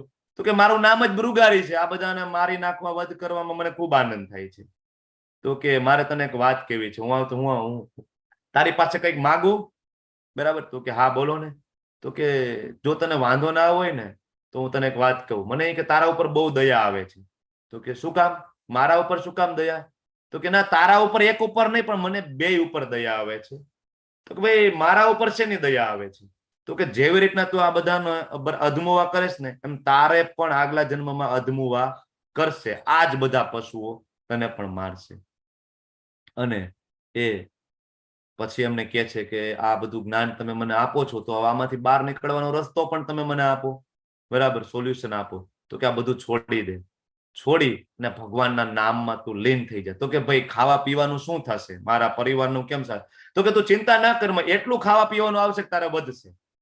તો મૃગારી બધું છોડી દે છે. નદી કિનારે એક કુટીર બનાવે છે. ત્યાં સતત ભગવાનનું નામનો જપ કરે. ગામમાં બધાને ખબર પડે કોઈક સંત મહાત્મા આવ્યા છે. કેટલું બધું કાચું વેજીટેબલ, સીધો લોટ બધું આપે છે. બરાબર? અને ઉલટાનું વધે છે. ત્યારે એને નારદજી યાદ આવે છે. ગુરુ મહારાજે કીધું હતું કે હું વધશે ને એટલું બધું આવશે. એક દિવસ પર્વત મુનિ અને નારદજીને એમ થાય છે કે હાલને ઓલા મૃગારીને મળીએ. હવે શું કરે છે? એ મળવા જાય છે મૃગારીને. મૃગારી દૂરથી જોવે છે કે મારા ગુરુ મહારાજ આવે છે. તો એ ઠેકડા મારતો મારતો જાય છે. શું કામ? તો કે કીડી મકોડા પગને નીચે કચરાઈ ના જાય. પછી નારદજીને દંડવત કરવા હોય ને તો પેલા પોતાનું ઉતરી વસ્ત્ર લઈને બધું જગ્યા સાફ કરે અને પછી દંડવત કરે. શું કામ? કે હું દંડવત કરું ને કદાચ કીડી મકોડા કચરાઈ જાય તો મારી નીચે. કેટલું ટ્રાન્સફોર્મેશન થાય ભગવાનના નામથી, તમે વિચાર કરો. એટલે કે છે કે કદાચ પાપીઓમાં પણ મોટો પાપી માનવામાં આવે ને તો પણ દિવ્ય જ્ઞાનમાં તું લીન થઈ જા, ગુરુના શરણે જા, તું ધામમાં આવી શકે છે. બરાબર? હવે જે અજ્ઞાની છે, જેને શ્રદ્ધા નથી, શાસ્ત્રોમાં જેને શંકા છે, એ ભગવત ભાવના પામતા નથી અને એમનું પતન થાય છે. સંશયગ્રસ્ત વ્યક્તિ માટે નથી આ લોકમાં સુખ કે નથી પરલોકમાં. જેને ખરેખર શાસ્ત્રમાં ડાઉટ છે, વિશ્વાસ જ ના હોય, ભગવદ ગીતા અડે જ નહીં, તો ભગવાન કે એને આ લોકમાં ને પરલોકમાં ક્યાંય સુખ મળે નહીં. માટે અજ્ઞાનવશ તારા હૃદયમાં જે સંદેહ ઉત્પન્ન થયા છે એને જ્ઞાનરૂપી શસ્ત્ર વડે કાપીને એ ભારત યોગારૂઢ થઈને ઉભો થા અને યુદ્ધ કર. ભગવાન ફરીથી કહે છે કે ઉભો થા અને તું યુદ્ધ કર. તારું અજ્ઞાન છે એને આ દિવ્ય જ્ઞાન રૂપી મેં તને જે આપ્યો અધ્યાય આખો, એના વડે તારું અજ્ઞાનને કાપી નાખ અને ઉભો થા અને યુદ્ધ કર. તો આ સાથે આજનો તમારો જે ચોથો અધ્યાય પૂર્ણ થાય છે. તો આ અધ્યાયમાં આપણે જાણ્યા કે કૃષ્ણ એ અવતાર પણ છે અને અવતારી પણ છે. શ્રીમદ ભાગવતમ સ્કંદ 1 અધ્યાય 3 ની અંદર ભગવાનના બધા અવતારોનું વર્ણન છે. 24 અવતારોનું ત્યાં વર્ણન થાય છે. ત્યાં બધા જ અવતાર જે થઈ ગયા છે ને જે થવાના છે બધો એમાં લિસ્ટ છે. એટલે કોઈ એમ કે હું ભગવાન છું અથવા કોઈ અમુક સંપ્રદાય પોતાના પૂર્ણ પુરુષોત્તમ સ્થાપિત કરી દે તો જોઈ લેવાનું કે આ 24 અવતારમાં એનું નામ ક્યાં છે તો જ એ ભગવાન છે. આ વેદ વ્યાસજી લખે છે, જેને વેદોની રચના કરી, જેને 108 ઉપનિષદ અને 18 પુરાણોની જેને રચના કરી, એ જ વેદ વ્યાસજીએ શ્રીમદ ભાગવતમ છેલ્લે લખે છે. કારણ કે ખૂબ જ મૂંઝવણમાં હોય છે, એના ગુરુ પાસે જાય છે કે મને કઈ શાંતિ નથી થતી, ત્યારે એના ગુરુ એને ઉપદેશ આપે છે કે તમે કે ભગવાનની લીલાનું વર્ણન કર્યું નથી, તમને શાંતિ ક્યાંથી મળે? તમે ભગવાનની લીલાનું વર્ણન કરો, પરમહંસોની તૃષ્ણાને શાંત કરે એવું જ્ઞાન આપો. અને એ શ્રીમદ ભાગવતમ છે, વેદોનું પાકેલું ફળ. અને એ શ્રીમદ ભાગવતમમાં ભગવાનના બધા અવતારોનું વર્ણન છે. હંમેશા યાદ રાખવાનું, શાસ્ત્રો વાંચવાના અને કોઈ આડાઅવળા ઊંધા સંપ્રદાયમાં ફંટાવાનું નહીં. મનુષ્ય જીવન મળવું એ બહુ જ દુષ્કર છે, બહુ જ રેર ચાન્સ છે. આગળના કદાચ અનંત જન્મો સુધી આપણને મનુષ્ય શરીર પ્રાપ્ત નહીં થાય. આપણા બધાને એટલા પાપ કર્મો કળિયુગમાં છે. ઓકે, તો તમે બધા ખૂબ શાંતિપૂર્વક સાંભળ્યો. હું તમારો બધાનો આભારી છું. વાંછા કલ્પતરુભ્યશ્ચ કૃપા સિંધુભ્યૈવ ચ પતિતાનાં પાવનેભ્યો વૈષ્ણવેભ્યો નમો નમઃ. હરે કૃષ્ણ હરે કૃષ્ણ કૃષ્ણ કૃષ્ણ હરે હરે, હરે